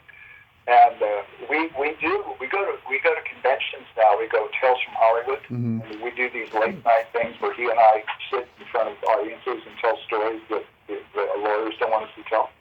And Bill knew, when he knew I was going to be working on it, he goes, oh, that's great, you know the genre, you know what Dan's like, and blah, blah, blah, blah. And I said, yeah, sure. So I remember one of the very first things that I saw was that Clue was a replacement for another actor and had to come in at the last second and was scrambling to get his lines. And you have to remember that by 1985, Clue had already been working for over 20-some years. I mean, he was about as seasoned as you could get. And Dan had a witheringly sarcastic side to him. And Dan was a very complicated guy. Yeah. His world was not helped by all the cocaine he was doing at the time. Yeah, and he was addicted to porn. And I'm not out about it. Yeah. Talked about it. It was the 80s, right? Yeah. And this is the thing I was avoiding because I saw what it was doing to people. And sidebar, when I grew up in the Philippines, my dad being in naval counterintelligence, I saw a lot of street action. So I was at a very early age in a third world country exposed to child prostitution, murder, suicide, drug addiction, theft, all the way from the street up to the presidential palace, which is called Malacanang. And Fernando Marcos was not the president, and it was the one right before. So I saw how all this worked. And I saw what drug addiction did to people back then. Back then it was a thing called Red Devils, which were barbiturates, and then Red Crosses, which were amphetamines that the military passed out like candy, and heroin and opium. And I saw that every day. And I remember thinking as a boy, saying, Jesus Christ, look at these dead people everywhere. Or look, oh, this guy got really stoned and he killed his wife. You know, I'm like 10 or 11 years old. And that's very traumatic for a child. So when I found myself in the industry and I saw this scourge coming in, I didn't preach, I didn't proselytize. People would hand me like a tray and I'd say, I'm not, thanks. You know, I'd pass the line on to somebody else. Right. I didn't mind smoking pot. I certainly didn't mind drinking. But that was one thing I stayed away from. But Dan was, having a real problem with it. But he also was highly intelligent and very verbal. And he knew what he wanted. And that dark aura that you mentioned about on the set comes out in the film because Dan was truly a Lovecraftian horror fan. Yeah. He understood the nihilism and the negativity and the hopelessness and the fear that goes along with that worldview and just the savagery. And he did all that in that, but he also had a very funny side. And so, the stuff is so. I brought Return of the Living Dead to the Telluride Horror Film Festival about 2 or 3 years ago, and I was really I wasn't surprised because these days attention deficit syndrome is so bad. Yeah. I don't know what happened 5 minutes ago, much less in 1985. And I said to the guy who was running the fest, let me bring Return of the Living Dead. He goes, well, what's that? And I stared at him. I said, you're running a horror film festival and you don't know what Return of the Living Dead is? And I said, I guarantee you, it's not going to cost you much because it's an older film. I said, we'll run it, and I'll bet you get a full house and people love it. And I was right on both points. And I'd say the median age of the audience that I was sitting in was maybe 25, 26. And they got it. They still got it. Yeah, it looks a little dated and all that because it's a film that was made in their worldview quite a long time ago. But it still has that power, and it's still got that line like, said more cops, and the brainy and the tar man, and all that shit. So anyway, I was thrilled that I read the script, and I knew that Tom, the guy who was the supervising producer, Tom Fox, and I knew people involved. I certainly knew Bill Stout. And I get to the set, and oh my God, it's like walking into a gulag. It was like the tension was very thick. And that day, Dan said something sarcastic or did something sarcastic to Clue, and Clue picked up, I can't recall now what it was, but it was either a 5-gallon paint can or a spray can and just chucked it right at Dan's head and just missed it. And just started screaming, don't you dare treat me like that. I am a professional actor. This is your first film. You don't know what the fuck you're doing. It was one of those. And so that was interesting. What? But then Clue turns out to be a nice guy. Yeah. He really is, but he is truly being abused in certain. Did you witness him throwing that thing at Dan and it shattered into 1,000 pieces? Here's the thing, I heard it because it was kind of like, I can't remember if it was on set or I think it was in the UNITA medical supply set where they had all the shelves. Yeah. And I heard the promotion and I went in right after it happened. That's what I recall. And so that's why I'm saying that I can't remember what got thrown, but yeah, things got thrown, and it happened. Things were pretty heated, and Dan was, frightened. Yeah. Dan wasn't going to sit around and he wasn't going to do like a Paul Verhoeven there. Other people you would never believe it. You would never talk to Pink Can and Paul Verhoeven. Yeah. Clue did not. By the way, I mean, genuinely, really like Paul. I've worked on 4 films with him. And you hear all these wild stories about him, but he is one of the most meticulous, best prepared, most focused master at being able to have it both ways, about being able to play with genre, giving you straight genre and at the same time subverting it intellectually. Mm-hmm. And God, I find he's very intense, and he hates shooting. He hates principal photography. He's told me that many times. He goes, "This is the worst part of making a movie. This." He doesn't mean the actors, no, he just means the whole, the yellow. But he is so incredibly prepared. I mean, he really, really has his shit together. And whenever I saw him lose it, there was always a good reason. But Dan, on the other hand, seemed to be just snarky for no reason. Yeah. And there were also some bad decisions made in terms of the special effects. I'm sure you've heard about that. Yeah. And but Tony Gardner came in and saved the day. With his half torso woman and the split dog and stuff like that. And Linnea Quigley, what a trooper. Yeah. When she's in all that mud, and it's cold, and have those rain bars going out there, and they're out in Silmar. Yeah. And that was rough. Never complained. A real trooper. And so it was a mixed bag. And then it came out, and I just thought it was terrific. And it actually did make a dent. Oh, and that was one of my pictures of Ryan. And I remember, this is the classic. I go into, we had these departmental head meetings on every Friday where they would get like marketing, publicity, post-production, production, all of the heads. And I had my own tiny little department of like one or two people. And I stood up and I said, guess what the big movie is going to be this summer? And they go, what? I go, Return of the Living Dead. And they said, sit down. I go, what? I said, you know how we feel about horror? I go, what? I said, it's a half step above pornography. And that was from a very powerful executive. And I just stared at him and I said, well, that well may be, but I said that if you want to put a bet down, and it turned out I was right. You didn't put any money down, but they didn't like me for being right. So I made an enemy there. Yeah, Roger Ebert called it the movie that Day of the Dead should have been, because they came out like a month apart from each other, and right. I love them both. I don't think there's any contest there, but yeah. No, I love Day of the Dead too. Day of the Dead is a completely different animal. Yeah. I mean, and that, of course, as you well know, being a horror fan and film buff, it also went through some very difficult moments. I've talked to people from that one. Yeah. But for Return of the Living Dead, I've talked to Tom, I've talked to McGill, Linnea, John Philbin, Alan Troutman, Bill Stout. I'm friends with Jewel Shepard. She won't do podcasts. Oh, how is Jewel doing? She's been through a lot, I know. She's gone through, breast cancer.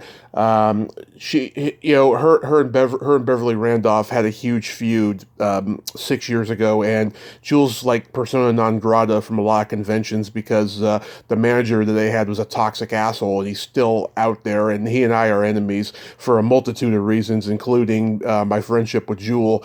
But she got invited to a con last year, and she went. The guy didn't care, about her unfair reputation that manager gave her. So she went, and she's doing good. She's on Twitter all the time, posting stuff. Oh, that's good. I always liked her. She was very authentic. Yeah, she is. She's authentic to a fault. Yeah, I know. No, it doesn't sound like anything has changed. I mean, what you were just talking about, the politics and the feuds and all that. Yeah. Did you ever work in the industry? Not in the immediate film industry. No, I mean, I've had bit parts and stuff, and I was a stand-up comedian for 10 years in San Francisco and stuff like that. Yeah. Yeah. Well, then you got your scars. Yeah. Yeah. Yeah. No, I love live performance. I do a lot of public speaking around the world, and it's one of the things that I love. But when it goes wrong, it can go hideously wrong. Yeah. It can get ugly. Oh boy, can it? Yeah. I'm curious to know, what did you think of the Dune remake that's come out recently? It's interesting. It's funny. I was just talking. I mentioned that earlier in the conversation that I was watching a snippet of it on my. I'll throw out a plug. You'll probably have to erase it. But my LG C2 4K 65-inch TV. Mm-hmm. I was OLED TV. I was watching a snippet of it. I saw it, of course, when it first came out. Yeah. And I honestly think, I've met Denny, and I met him twice, And unfortunately, the second time I met Ian was at Sid Mead's funeral because I was invited, and so was he. But I've interviewed him at length too. I just haven't had the opportunity or the venue yet to use it. But I kind of, in a way, think that at least in the science fiction universe, he peaked with Blade Runner 2049. Mm-hmm. I have no problems with the craft and the performances and everything visual that goes with his version of Doom. Mm-hmm. But what my main confusion was that I found it emotionally muted.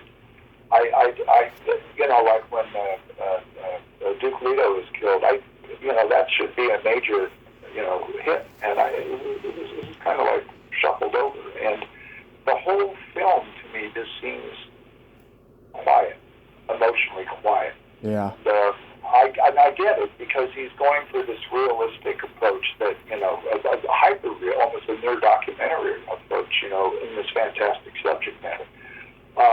And it's extremely faithful to the source material, so big props for that.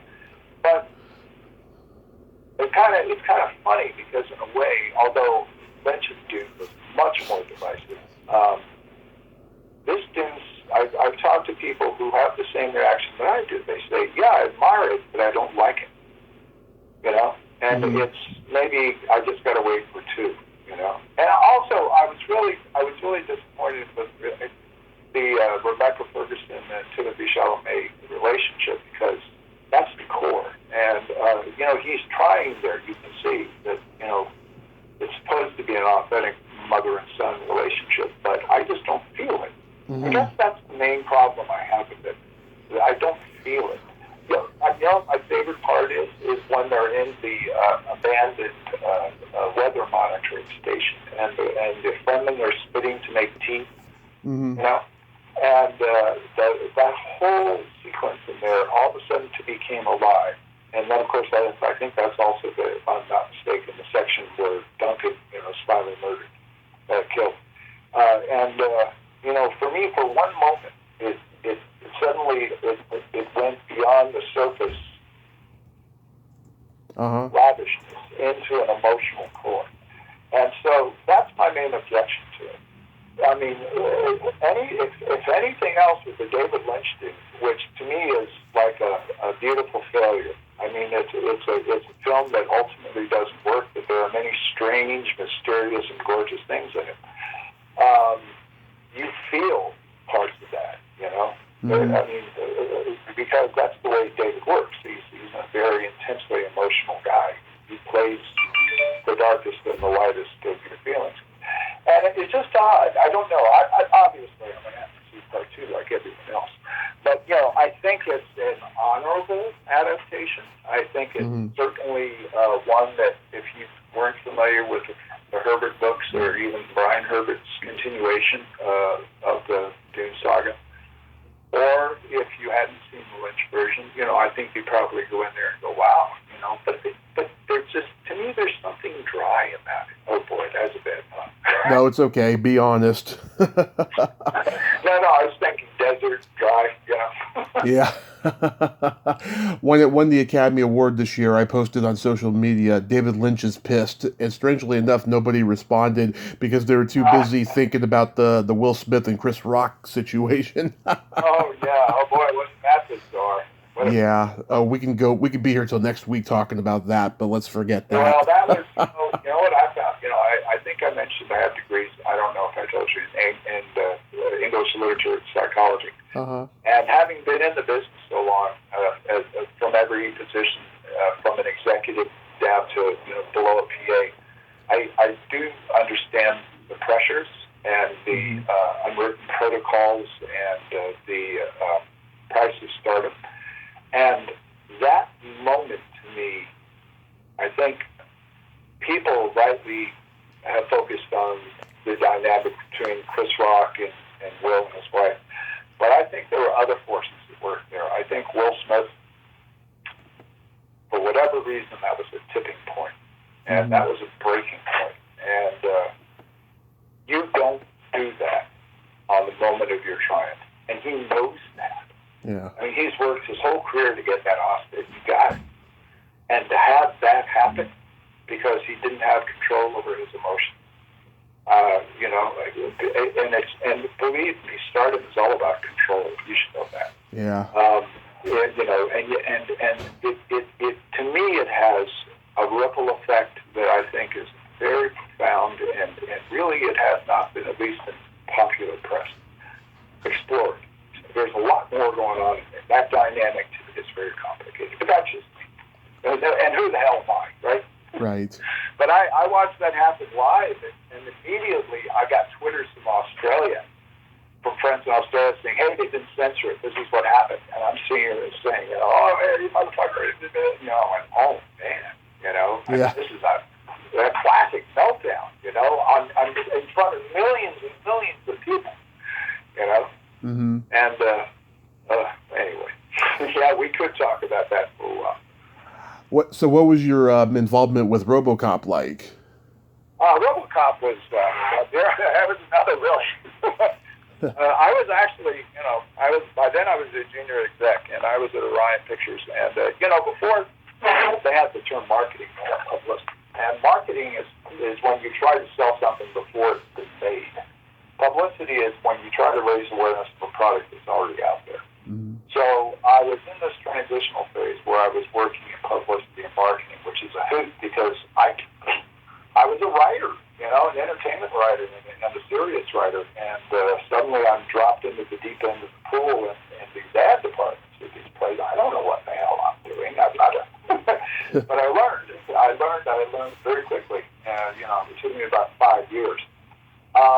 But RoboCop, by then I had a number of projects under my belt, and I was a lot more seasoned. And I was asked to join the Orion publicity marketing department. Right. Initially, again, as a specialist for genre films, but then my responsibilities broadened, and I was doing a lot more traditional things as well, working with a lot of people. And I read the Robo script, and I went, oh my God, this is hilarious. This is great. And I remember going over to Mike Netterboy's office. He was a few doors down from mine. He was the West Coast head of production at that point for Orion Pictures, and saying, Mike, have you read this? And he goes, oh, yeah, that science fiction shitty thing with a bad title. So, yeah. he would never admit to that now, I'm sure. But it did not have a lot of in-house support. Now, I knew John Davis. I had mentioned him before, John Davis, the producer of RoboCop, because John and I's path had crossed in and out through the 70s, but we really got to know each other during, unfortunately, the Twilight Zone movie, which we haven't even talked about. I was involved with that as well. Oh, we'll talk about that.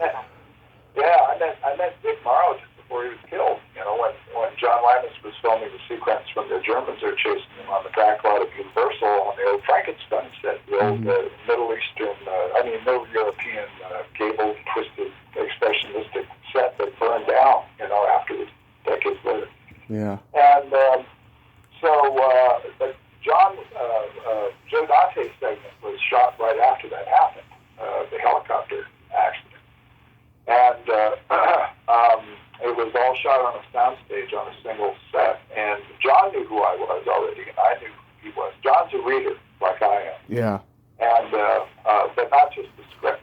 And so he knew that, you know, that for CFQ and Castlefrey. Oh, in fact, he offered me the job of being a publicist for RoboCop, and I turned him down.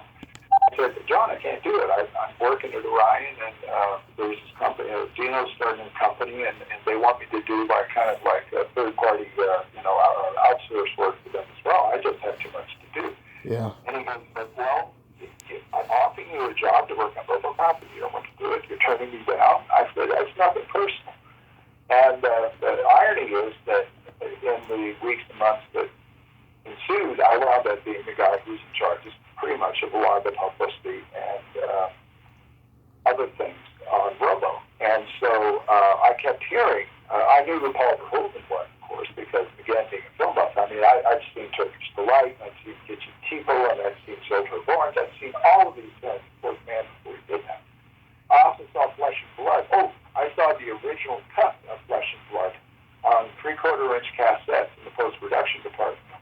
While they were hacking it to bits, I saw the original cut.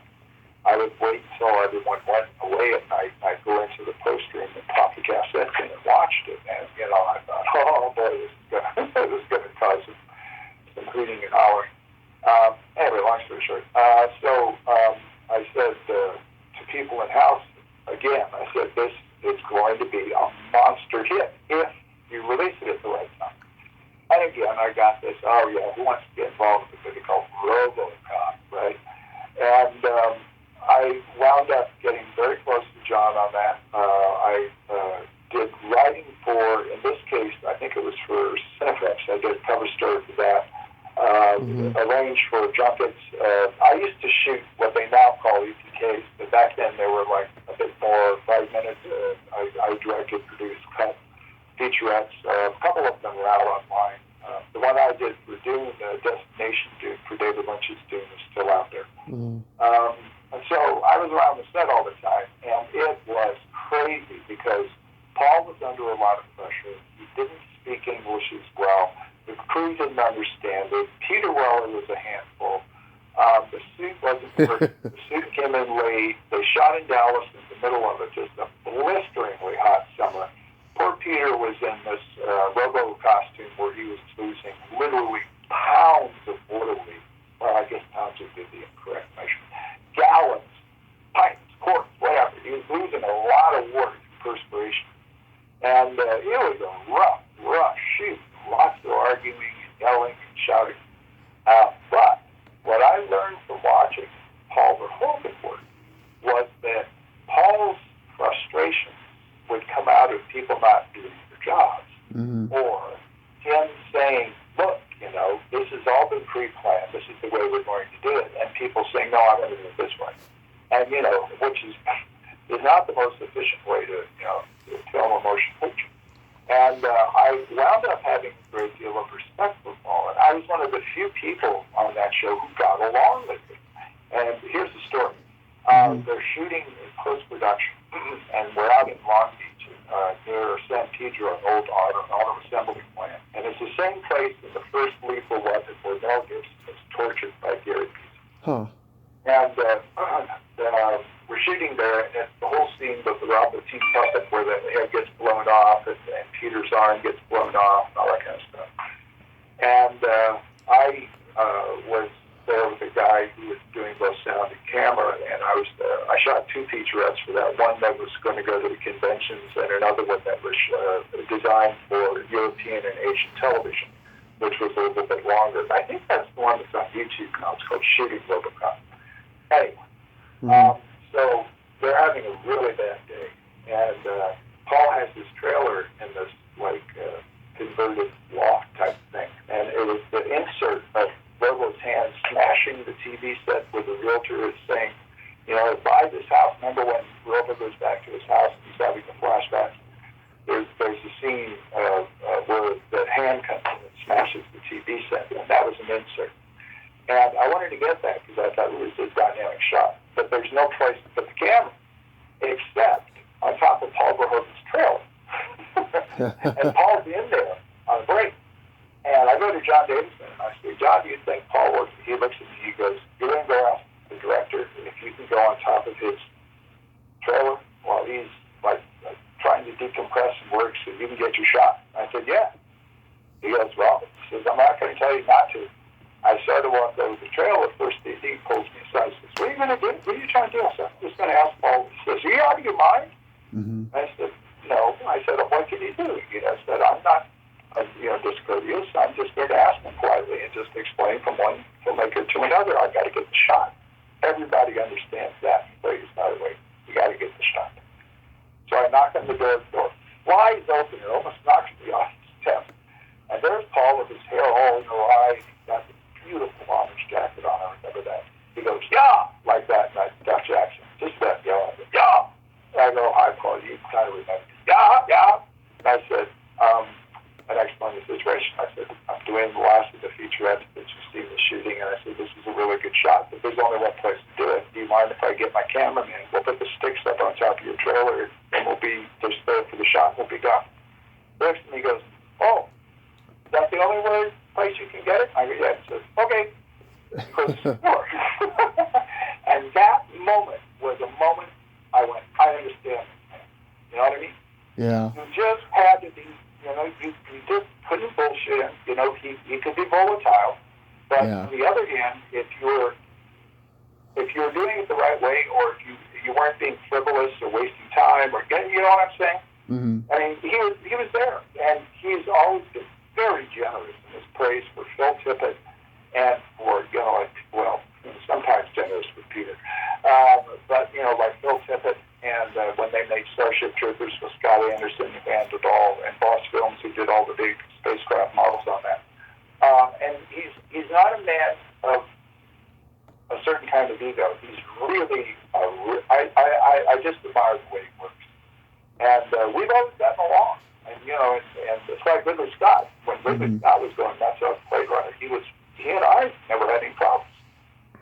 I don't know. I sometimes I think it's because I've been fortunate enough to not be stuck in a single department where everything is so compartmentalized that, and they go from show to show to show to show to show to show to show. They do the same thing, and they get a little burned out. And I get it, Whereas I was always kind of a floater, or if you will, like I had the overview.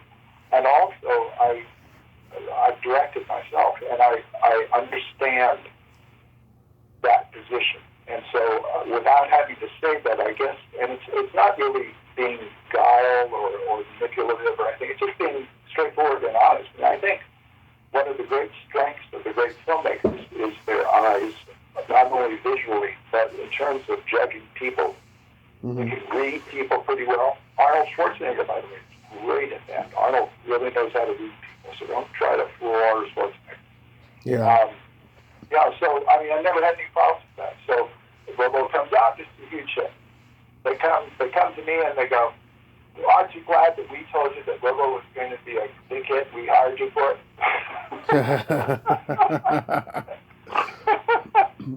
Oh, boy. I've heard that kind of stuff more than once. Blue Velvet, same way when I was at DEG. I mean, I brought Blue Velvet to a screening for Ebert and Siskel and Ebert, and Dr. Ebert had a thing against David Lynch for a long time. And, and I knew that it was going to be a controversial screening. I had to be in Chicago anyway for some other business, so I brought the Goldbergs film cast with me on the plane and arranged for a screening for them. And they really did dislike each other. I don't know if you heard that. Roger, they really did. They sat, as I recall, Roger was up front, Gene was in the back of an otherwise empty screening room. And I was up in the projection booth with projectionists. And usually projectionists, they've seen it all. They just want to read their magazine or have a cup of coffee between reel changes. Yeah. But he and I stood on our feet watching the film. I don't see it. But he looked at me after it was over. He goes, what did I just see? And I said, you saw a really good movie. And they were virulent in their hatred of Blue Velvet. And I came back, and I remember, who was it? Blaze Mental? Was he the guy at DEG? Someone well-placed at DEG said, well, how did it go? I said, great. They hated it. and he knew what I meant. That's great. Yeah. But I didn't hate it at all because I understand. David has always been a painter who makes films, and he's a surrealist, and he's an absurdist, and he's probably has one of the best grasps of the truly uncanny in the Freudian sense. The whole idea of something that is real, but just slightly off a degree or two to the right or left, to where it's unreal and it's frightening. He's perfect at that. And, he's a moralist at heart. I mean, he's basically a very ethical adventurer. He's always out there exploring, the light, the dark. And, big props to David Lynch. To be able to be involved in two of his films was just great. Yeah, my friend Diane Robin played one of the Cocaine Girls. Do you remember her? Oh, sure. Yeah, of course. One that, Miguel snorts off her breast. Yeah, she's very funny and a huge supporter of mine. I adore her. Oh, yeah. Are you interviewed for the upcoming Robo doc? Oh, yeah, I'm in there. I'm in there. Well, I was CG supervisor on Robo 2, and the publicist, and the second unit still photographer, and I'm in the film twice. Yeah. Parts. And Kirshner and I got along like a house on fire. Because when I first met Earl Kirshner, everyone called him Kirsh, he goes, "Who are you?" And I go, "I'm Paul." And he goes, "What do you do?" And I said, "Oh, a whole bunch of stuff." And he goes, "Oh," and he said, "Do you know who I am?" And I said, "I'm not going to say Empire Strikes Back." And he smiled and said, "Well, what will you do?" And this is the truth. I don't know how you get to do this in your podcast, but I did this way. Wow.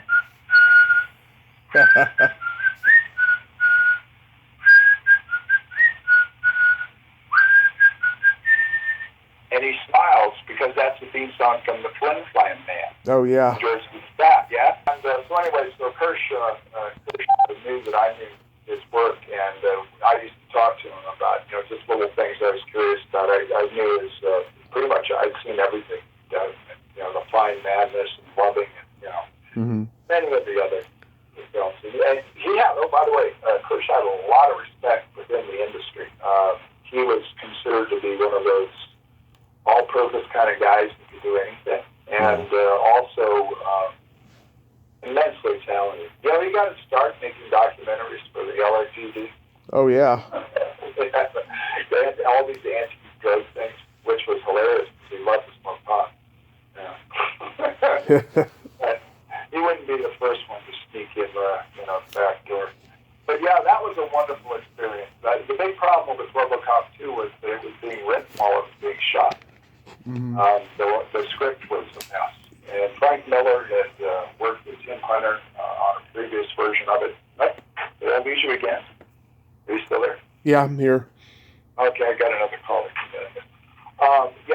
Tim Hunter, River's Edge, was originally supposed to direct Robo 2, and for varying reasons, he dropped just a couple of weeks before production. And suddenly they got the sets built, they have all of the cast is there, the big money, and it's all in Houston. And 911 call goes out, and Kirsch makes the rescue and comes in within 2 weeks. Just amazing. Within 2 weeks, he's got that movie prepped and ready to go. The problem is that now they have to start the script. And poor Frank Miller, who I got to know pretty well during that shoot, that's when he was still with Lynn Barley, his collaborator on Dark Knight, all that kind of stuff. I got to know him very well, but it was just a mess because literally pages were being written and run down to the stage. That's not the way you make a movie. But otherwise, that was one of my favorite memories. I got to meet a lot of really cool people. Mark Namus and I became friends. Mark Namus I invited out to the set, and he did a cover story on a Premiere magazine, and he wrote extensively about Ayatollah Tipple in that article. So someone as esteemed as Mark Namus has actually written nice things about me. And of course, I love Phil. I've known Phil for dog's years. I've really known Phil a long time. Worked with him on a number of pictures. And now, finally, Mad God is out there. It's doing so well, and he's just so giddy at positive reception of God. Have you seen Mad God? Which one? Mad God. No. It's on Shudder. It's the movie that he took 30 years to make. Oh, okay. Yeah, he started it on Robo 2. It's like Hieronymus Bosch meets Ray Harryhausen. Nice. Believe me, if you're a horror fan, it's must see. I would advise no mushrooms before watching that movie. Yeah. You'll wind up in the psych ward. So tell me about the Twilight Zone movie. Oh well, that was unfortunate. Ted Klein, who at the time was the editor of Twilight Zone magazine. I remember I told you I had to make this decision about writing about pictures that I was working on. Yeah. Well, that was one. Although I was still working in the industry on other films, that was one I was not working on. So I thought, all right. And no one had really done a career profile of John Landis at that point. So Ted Klein, who was the editor of Twilight Zone, who is another friend, by the way. I just saw him in Manhattan a few months ago. We kept in touch for decades. He said, okay, well, why don't you do a career profile, and while they're making the Twilight Zone, you do both. And I said, okay. I said, you do know I have a day job working. and all these other movies. And he goes, yeah, we can do it. Well, it just turned out that I was able to sneak away enough to really be around when that was happening. And I got to know John, was actually invited to Indian Dunes to watch the final segment with the helicopter. But at that point, I had another shoot that was going on that I had to be at. So, fortunately, I wasn't there for that ghastly moment. Yeah. And I remember I had heard rather dark things about Vic Morrow and some of his personal problems, but I don't know. But what I do remember about Vic was his enthusiasm, because he'd been, like many of the established character actors at that point in their career, they were over in Italy or Europe doing all these substandard, drive-in movies. And he was thrilled, because I remember him saying to me when the last one said to me, hey, I'm in a Steven Spielberg movie, So in retrospect, that's a little... So anyway, I did wind up writing that, and I was pursued by members, and I mean pursued. It was weird. It was like all of a sudden I had my own paparazzi, because when that came out, I had to change my phone number. I've always had an unlisted number until recently. And I got these calls from people who said, oh, I'm from this and that, and they were misrepresenting themselves. They were really like the Inquirer or another rag like that. And they were trying to pump me for details about the Twilight Zone movie. And all I know is that ultimately I sort of walked away from my relationship with John Landis, and thought that entire episode was just beyond tragic and very ugly, and yeah. What can you say? What can you say? I mean, I have been on films where people have been killed, and but not like that. That were accidents. That I've been on films where people have broken their backs, and it was just somebody slipped. Like a construction guy, and that happens on work sites all the time. But that doesn't excuse what in retrospect was a confluence of very bad decisions, Yeah. Mismanagement. There was a lot, and I don't have to sit here, pass judgment on John Landis' history, and all that is already made up in mind. It was awful. And it's too bad, because, the Blues Brothers and American Werewolf and London, and, Oh, God, one of the best comedy directors of all time he is. Yeah, and then, and then it all blew up, and so, I don't know, but then on the other hand, I'm a huge student of film history as well, and I was just reading a collection of letters from silent film stars from 1920 to 25. Mm-hmm. And one of them is a letter from Clara Bow bemoaning the sexism and the rampant Me Too stuff that's going on, and how soulless the industry is, and how disposable we are. The chicane. It was 1925, man. Yeah. Like a century ago, Yeah. And it's still going on. And so it's like, to paraphrase that old line that Betty Lewis said about getting older, making movies ain't for sissies. Yeah. That's for damn sure. So what made you want to start writing books about your on-set experiences? Well, I've always been a writer. I was a writer before I did film. I used to make my own little films. I was one of those kids that had a Bolex camera with the spring mount thing that started at 8 to Super 8, went up to 16s, and then video. Mm-hmm. And I've directed. I made my own film back in the early 80s, but there's a whole story there. Doesn't end well. And I eventually, my first novel came out in 1975, and so I have done virtually the entire spectrum of literary, or rather of textual works. I've done anthologies that I've edited, I've done academic studies, I've done pop culture books, I've done crossover books, I've done histories, and I've always thought Future Noir, the Making of Blade Runner, was a history as opposed to just a film book. And also a manual about what really goes on, when you make a film like that. And I've also done things like the Christmas Carol trivia book, which was all of the 3 Christmas carols that were in theater, TV, and film up until about 1990. That came out in 90. I have all these different interests, and one of them was, of course, film history. And I was weaned on the first wave of monographs on directors like Douglas Sirk and Visconti and Wells. And, I mentioned Louis Buñuel before, but, I read all those. And then, the film director of Superstar by Gelmus, which was a collection of interviews with directors at the time, like John Cassavetes and Stanley Kubrick. Mm-hmm. So, I just wanted to do one of my own, and I've done 3 or 4 of those. I did, Conan the Phenomenon, but that's actually the history of the entire Conan character from the time he was created by Bob Howard in Texas in 1932 all the way up to, I think it was 2007. And the comic books and the TV shows and all that kind of stuff. So that's a history too.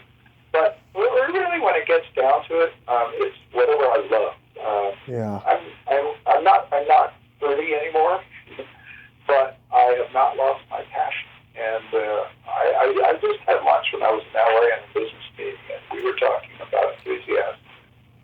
He just gave me a wonderful compliment. He was saying, "You're just as enthusiastic as I remember you back in the '80s." And they haven't beaten that out of me. I really love what I do, and I it sounds corny, and it sounds good, especially in these days of despair and snark and feeling that there is no hope. There is hope. There's hope in yourself, and there's hope in what you do. There's hope in your friends. There's hope in your daily life. There's hope in trying to be a better human being in terms of being kind and just understanding that we're all in the same metaphysical leaky boat. And so for me, it's just kind of a natural state of affairs. I still get excited about stuff. The problem always is trying to find someone else who's excited. Back when I was first starting out, nobody read comic books. I'm in a Navy base in the Philippines that has under 1,000 people, going nowhere. Now, you tried to talk about Spider-Man to somebody there, ain't going to happen. Or, like, hey, there's this comic, Doctor Strange, by this really wacky artist named Steve Ditko, Yeah. What the hell are you talking about, kid? That kind of stuff, And so I had to put up with that, and then all of a sudden, amusingly, geek culture takes over, and it's, boy, you guys don't, I don't, that sounded disparaging. The people who are now into that lifestyle have no idea how lucky you are. Yeah. It wasn't believed. It did not exist. It was in on the vine. I remember when the old Thriller show came on with Boris Karloff in the early 60s, and wow, and Twilight Zone, the original ones of those, and Outer Limits. And, it's sort of like the first stirrings of what, kind of flowered into what we have today.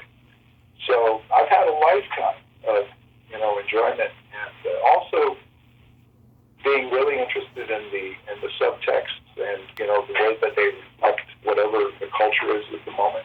Yeah. Watching a film noir last night called The City of Fear, where Vince Edwards, Dr. Ben Casey, there's a crook who breaks out of San Quentin and steals what he thinks is a canister of heroin, but it's actually Cobalt-60. Mm-hmm. And if he opens it, it's going to irradiate all of Los Angeles. And this is like 1956, and it's a film noir. And, to see that in context, you can see it all. Hey, man, that's what the 50s were like. Everybody was scared to death. I grew up in the shadow of the bomb. Everyone thought we were going to, and we almost did have an atomic war.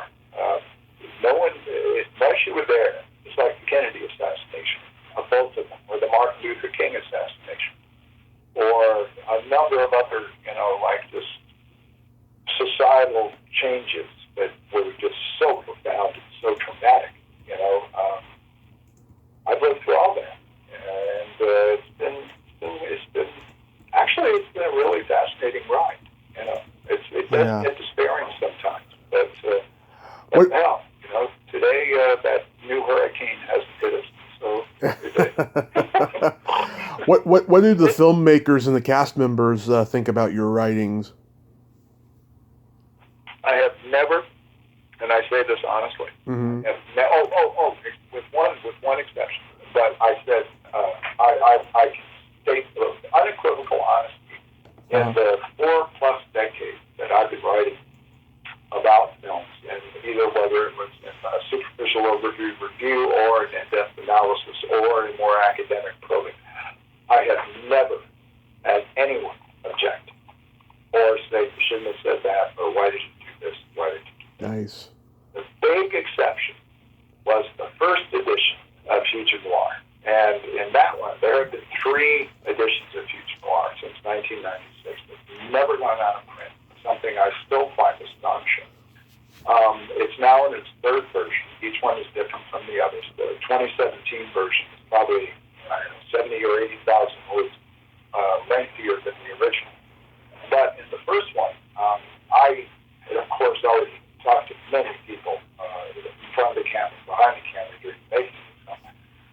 But Joe Turkel and I never really had a sit-down interview during the shoot. Mm-hmm. And so it was about, I think I started Future Noir around 93, 94, and it came out in 96. So I wrote at least 2 years it took me to write that. Uh-huh. But what I did was I took a lot of my original transcripts and, tapes and used material that I didn't, but then I went back and talked to the same people over again and a lot of other people as well. And at that time, no one could find Joe. And I went to, believe me, I've been at that point, I've been in the business for almost 20 years, so I know how it works. And so I went to SAG, I went to his agency. They all said, we don't know where he is, we think he's dead. I even went to friends. They said, we haven't heard from Joe, we heard he had a stroke. Okay, does anyone know how to get in touch with him? No. And I was persistent, because, Elvin Tyrell, you got to get in touch with him. Well, so I did. I quoted what I could with what I had. And if you read the first edition, there is a footnote that says, at the time of this writing, mm-hmm. the reason why this section is somewhat truncated is because I wasn't able to locate Joe Turkel. Rumor had it, and people told me he was dead. However, I have not verified this. This is a subject of further research. For something like, how long was it? Oh my God. For something like 15 years, Joe, I get a call the day after the book comes out. That's Joe Turkel, and I'm very much alive, God damn it. Well, how did you get my number? Where were you? I've always been here. I said, now, come on, Joe. Oh, you amateurs, Joe. I said, I was vice president of domestic marketing, theatrical at Universal Pictures. You think I don't know how? I don't give a shit. And I subsequently found out that a part of Joe's personality was he loved to, well, now I won't say loved, but he liked to catalog grievances and break them out, right? And it was unintentional. And I said right in print, I don't know if this is true or not, and I'd love to talk to him. But every time he saw me for years after that, he was so abusive in terms of both verbal, and he had this habit when your back was turned, he would poke you in between the shoulder blades to get your attention. Oh. The hell out of you, And he was just doing it for years. He was no Brooklyn kid, Bronx guy, old New York guy. And I liked him, Yeah. I thought he was a good actor, but boy, he did not like me for a while. And then you mentioned Joanna Cassidy. Joe and I have been very good friends. I don't mean sexually. I must emphasize that. I hope I get her on here eventually. I've been trying to get her for a long time. Oh, yeah. Well, Joe is very busy. Joe is very busy. She's very involved in many, many things. I mean, she's not someone just sitting around waiting for the film to ring, believe me. Anyway, she said, I hear you're going to do yet. I talked to her about the 2017 edition of Future Noir, which is the one that you can get. You can get all of them, but you have to look for the second one anyway, because I was just... Anyway, she goes, well, Joe, I can get Joe. I said, I'd love to get Joe, but every time I try to get him, he goes off. She goes, you know what? He goes, he's got nowhere. He's forgotten about it. And he says, give him a call. And I said, are you sure? And she said, yeah, and it was perfect. And also, if you read in Future Noir, the 2017 edition, the one that has the black and white photo of Harry running across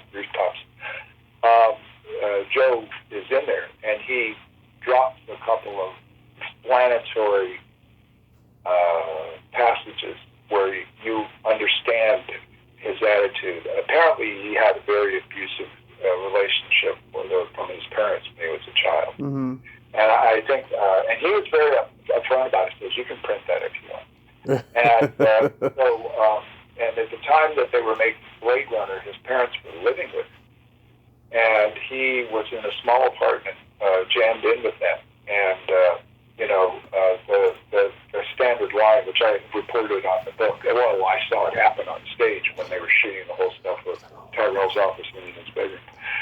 He was he did the Marlon Brando thing where he had cue cards with the, dialogue written, all over the place so that he could read it.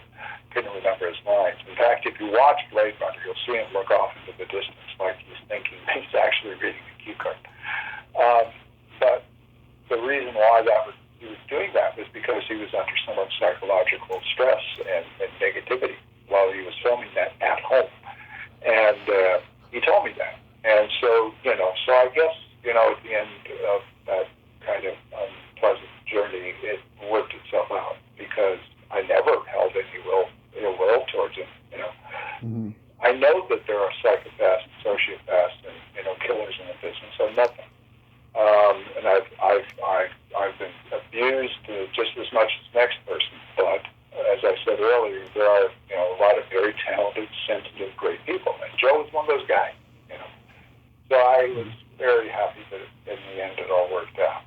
So Blade Runner was really something. You want to hear Evil Dead 2 real quick? I know you only go 245. Yeah, 245. But yes, I'll talk about the Evil Dead 2. Looking at the clock. I'm actually looking at the clock. Evil Dead 2. I'll take that. Evil Dead 2 was Evil Dead 2 was part of a bunch of films that De Laurentiis. Dino used to have a place called Dino City, which was this massive stage. It was basically a studio in Italy that Charlie Band bought for Full Moon Empire Pictures. Mm-hmm. And that's where they shot a lot of those films that they shot in Italy, was in Dino's old studios. And Dino sold that because he wanted to get out of Europe, and there were also some, I suspect, some business pressures that made him want to get out. But he wound up buying the guy who did those amazing Dobermans, Earl Owensby's sound stages in North Carolina and Wilmington, which turned into the DVD sound stages. So I don't know, did you ever see any of those films? They were driving classics where the dogs were trained to rob banks. Sounds familiar. I may have. Yeah, well, anyway, they were so popular on the Southern Circuit, as they call it, the fried chicken circuit, which was all the Southern driving, that the guy who produced and directed those was able to build his own studio. Mm-hmm. And Dino bought that from him, and that's where parts of Evil Dead were shot near Wilmington. But the majority of it was shot on a exterior set, the cabin that they built for the exteriors in the forest. And the production headquarters was nearby there, and it was a house that had been built for The Color Purple by Spielberg. Mm-hmm. And it was supposed to be Oprah Winfrey's house. I guess she was in it. And they used that as the production office for Evil Dead 2 while they were there shooting. And then all the interiors were done at an abandoned junior high school. Not abandoned, I think it was summertime. Can't quite remember. But Dino funded this because he had faith in Sam Raimi, and Stephen King had convinced him that, as you know, I've seen the future far, and his name is Clive Barker. Remember that line that Stephen King said? By the way, I bet it is Clive Barker too, for the Splat folks. That Dino was convinced by Stephen King to fund Evil Dead 2.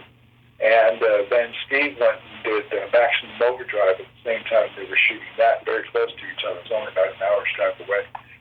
And that was at a time when Sam Raimi was always wearing a white shirt and a tie, and dress slacks and dress shoes, and he called everyone ma'am and sir.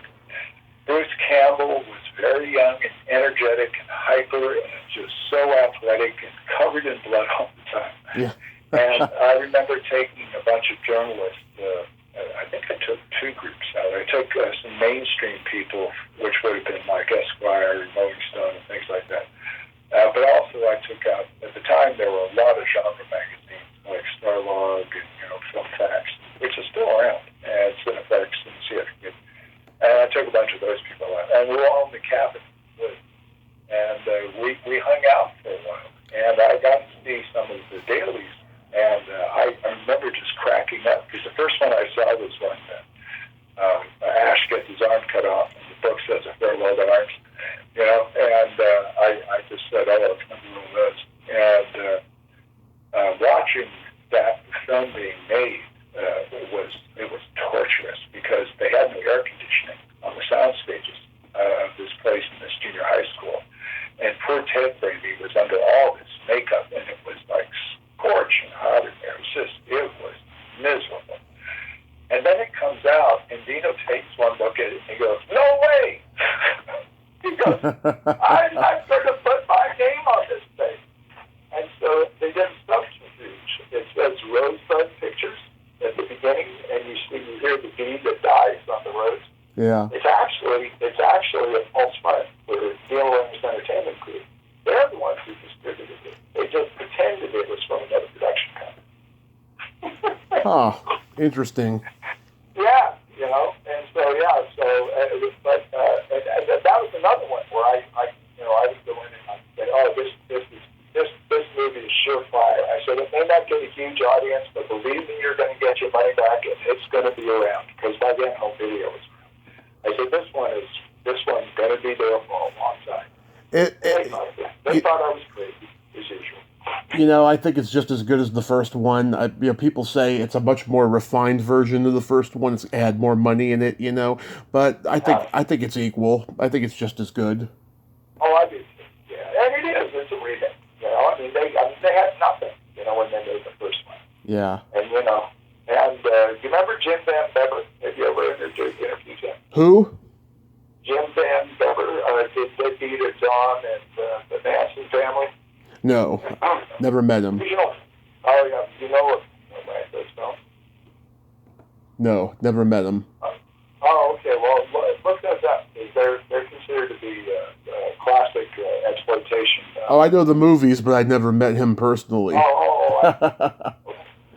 No, well, at one point I got Jim and Rob Tappert and Sam Raimi together for a lunch to see if we got finishing punch for the Manson family. Mm-hmm. And I remember at this point Sam was cutting Army of Darkness or Evil Dead 3, and he spent the entire lunch with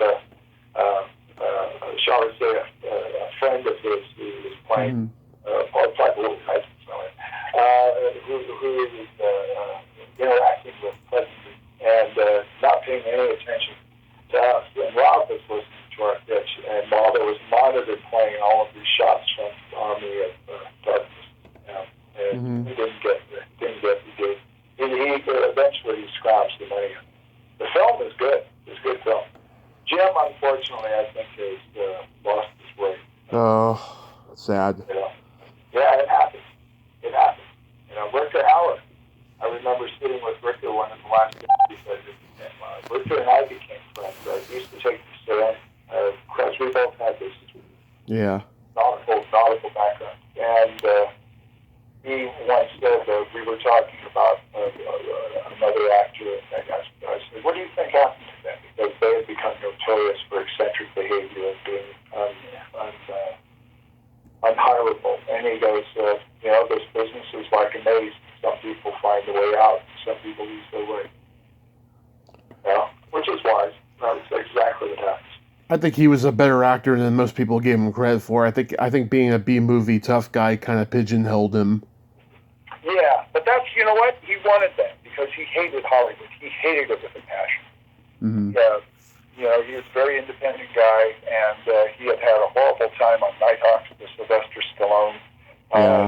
Sylvester Stallone almost injured him with a stunt, and did it intentionally because he felt that Ricker was stealing the picture from him. And Ricker went up to him and said, "If you do that to me again, I'll kill you." Wow. And and so it was at that level. And he did not like the politics or the whole star machinery or the hypocrisy. And he hung in there. He did The Hitcher, of course. He did. Yeah, it's a great movie. Yeah, and the one with Michelle Pfeiffer, what's the one where he's the knight and she's... Lady Hawk. Lady Hawk, yeah, and a number of... Blind Fury.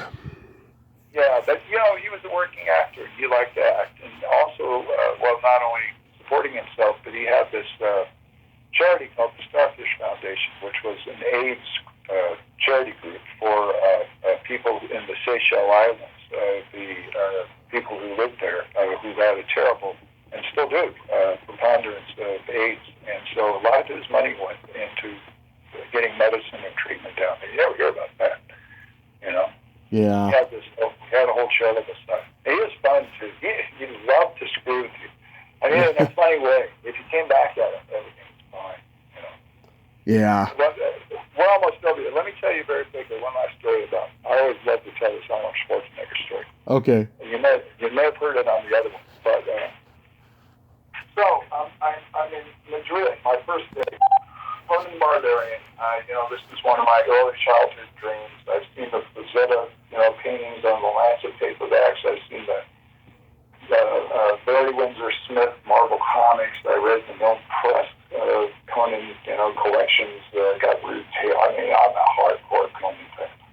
Mm-hmm. And the very first week, the first few days they shot Conan the Barbarian was Arnold being chased by the wolves, and just before he falls into the crypt and takes the sword from the dead Atlantean king. The next series of scenes is on the orgy chamber. So that's when I arrived. Good. Boy, was that fun.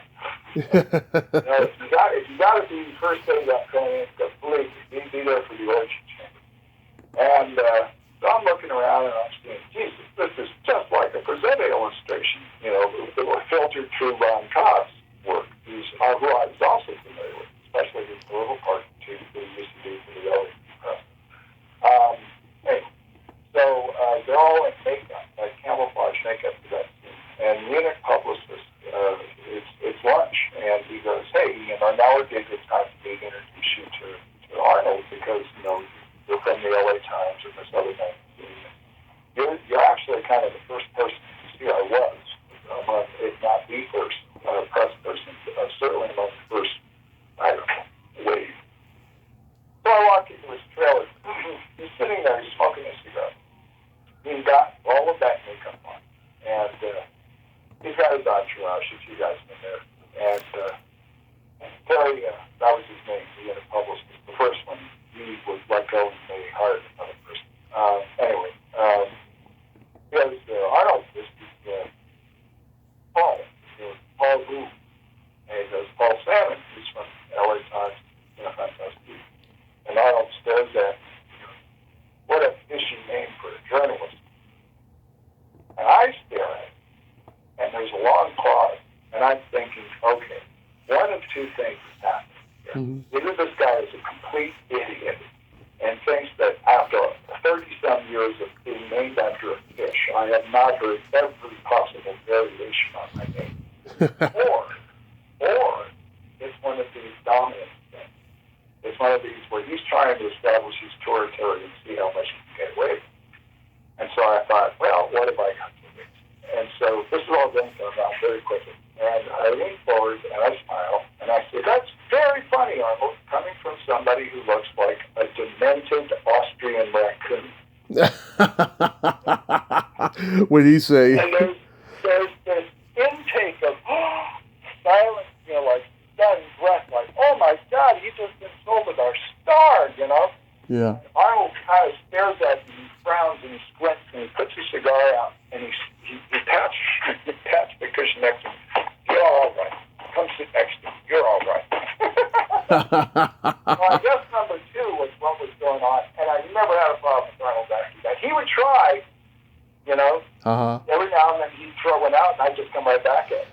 I remember I was eating lunch once, and he obviously he was, eating salads, and we're really watching him. And me, I didn't have to do that.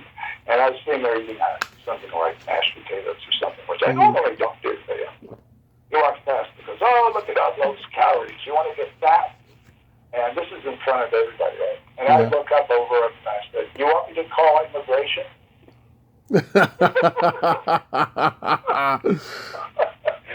So we had that banter going on back and forth, But he must have liked me because I ended up working on a number of pictures with him, And we always got along.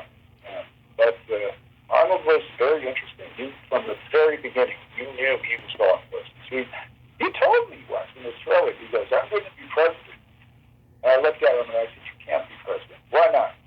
because you're not a naturalized American citizen. Yeah. He goes, well, he says, I'll get into Congress or something else. Hey, you became governor of California. You know? Yeah. He always had a game plan. You know? Very methodical guy. Very, very, very much good. Laying it all out and then just following up. You know? Yeah. Is it true that him and Rutger, they were both up for the role of RoboCop? Oh, yeah. Robo was the reason why Arnold was recommended for Robo is because he'd done the Terminator for a while. And he was a friend of Mike Medavoy, who was, as I said earlier, the guy who was the head West Coast head of production for Orion Pictures. Mm-hmm. And so, you know, they had this huge smash with, you know, Arnold playing a robot, you know, for the future. And so Mike Medavoy suggested that they do it. And neither Paul or John Davison or really anyone wanted Arnold to do this because, and they did sort of make a half-hearted try at sort of like designing something for him. But the whole concept was ridiculous because if you got somebody like Arnold, mm-hmm. you know, and he's going to look like the Michelin man to begin with in that suit, right? Yeah. And also, how are you going to feel anything, you know, human about it? Because he's going to be indestructible, and that's what he's already established himself for. Yeah. So, yeah, they had a whole bunch of people come in, including, of all people, Peter Fonda. Wow. Fonda walked in unannounced. In fact, here, I'll give a plug. Are you familiar with that show on Netflix called The Movies That Made Us? I've heard of it, yeah. Okay, well, in the third season, there's a RoboCop episode, and I'm one of the talking heads on that because I was, you know, so involved in that film. And I'll actually get into the whole history of casting the Robo and some of the problems they had, how they fired Peter Weller, you know, after 2 weeks, and because Peter was acting up. Huh. You know, but then Peter came back, and to Paul Verhoeven's credit, on a handshake deal. And Paul asked Peter something. He says, if you will do something that you were supposed to do, we don't need to have agents and contracts. You just shake my hand right here and say you'll do it, it's over. And they did, and it was. You know? Yeah. So, another thing about Paul. Anyway, they called me. Yeah, you know? I mean, it's the same thing with directors. Nobody wanted to do RoboCop. They just saw the title. Yeah. You know? But yeah. I read it. And I was breaking up at like the third page. You know? And I said, man, this is like a stiletto in the eye of Reagan Connor. You know? I mean, it was so obvious that this thing was a satire on, you know, Reaganism. The whole American mindset at that time. Yeah. and couched within this, you know, brutal, you know, revenge slash cyborg film. You know, and it's basically a robot movie. You know, if you really want to distill it down, it's a vengeful robot. Right. But it's, as Ed Neumeyer says, he's a superhero with a headache. So, real quick, do you have any upcoming books that you're working on? I do, but you know, I've learned in the past not to. Yeah, I have 3 actually, and in fact, during Comic-Con in San Diego last June or July, whenever it was, 2022, I had talks with people from Titan Books about 2 things that they're very interested in doing, and I think people would be interested in doing. The third one is something I don't want to say I'm very close to closing the deal, but I'm hoping I am. And as soon as that becomes real and it's prudent to announce it, I certainly will. But there also is something I've been working on a long time on Blade Runner. I met a woman named Katie Haber, who was the production executive on that. Mm-hmm. And Katie was Sam Peckinpah's assistant and mistress for about 10 years and worked on everything from Straw Dogs all the way up to Convoy. Mm-hmm. And was one of the few people who could actually control Sam Peckinpah. And she also has a very, very rich and complicated and tragic backstory in her life, including the Holocaust and a concentration camp that the Nazis reserved for the artists. Very few people know this. And she and I have been working on her story for a number of years now, and that's something that we're just now kind of closing out. It's just an incredible story. I mean, this one, and you never know it and I have been friends. That again, to close it out, one of the great things about working in the business is that if you meet certain people and you just make a slight bit of that, you always hear of things. So we worked together, we were really close, we were like family, and then we went on to, and we never saw each other again. Well, yeah, that happened. But it's my opinion that if you do a little bit of effort and you make that call, or you happen to be in the neighborhood, you drop by, or you say, let's do lunch, and if you work at keeping the relationships going, they will go. And I'm very happy to say that I have got relationships that go back 40 years with some of the most creative people in the business. And that's just because they're good people. And it's been a real pleasure and a very humbling and very enriching experience to be able to meet all these people, man. You know, I mean, it's one thing to have bragging rights to say, yeah, I worked on Conan, yeah, I worked on Dune, I worked on Platoon, and so forth and so on, Starship Troopers and all that shit. But it's another thing, the human element. And honestly, that's, it's just cool that, a lot of us have the same interests, so it's just good to have friends, basically. Paul, you're a sci-fi Zelig, and you've had an amazing journey. I want to thank you so much for coming on today and sharing all these great stories. I appreciate it. Oh, no problem. I'm glad we could finally do it, and anytime you need the stories that the attorneys don't want to hear, don't call me. Yeah. Absolutely. Paul, you have yourself a great day and happy holidays. Be safe out there. All right, Tommy. Thanks for the offer, and you too. My pleasure. Bye-bye. Bye-bye. Well, there you have it. Paul Sammon. Ain't he a cool dude? Oh, what a lot of great stories, huh? I'm so glad we finally got to talk. I forgot to mention at the top, we were going to do this about a month and a half ago, like end of September, and a hurricane prevented that, but I'm glad that we got to do it today, despite our technical difficulties that we've had. Well, until next time, this is Tommy Throwback Kovac saying, there's no shame in living in the past, because the present sucks. Later, dudes.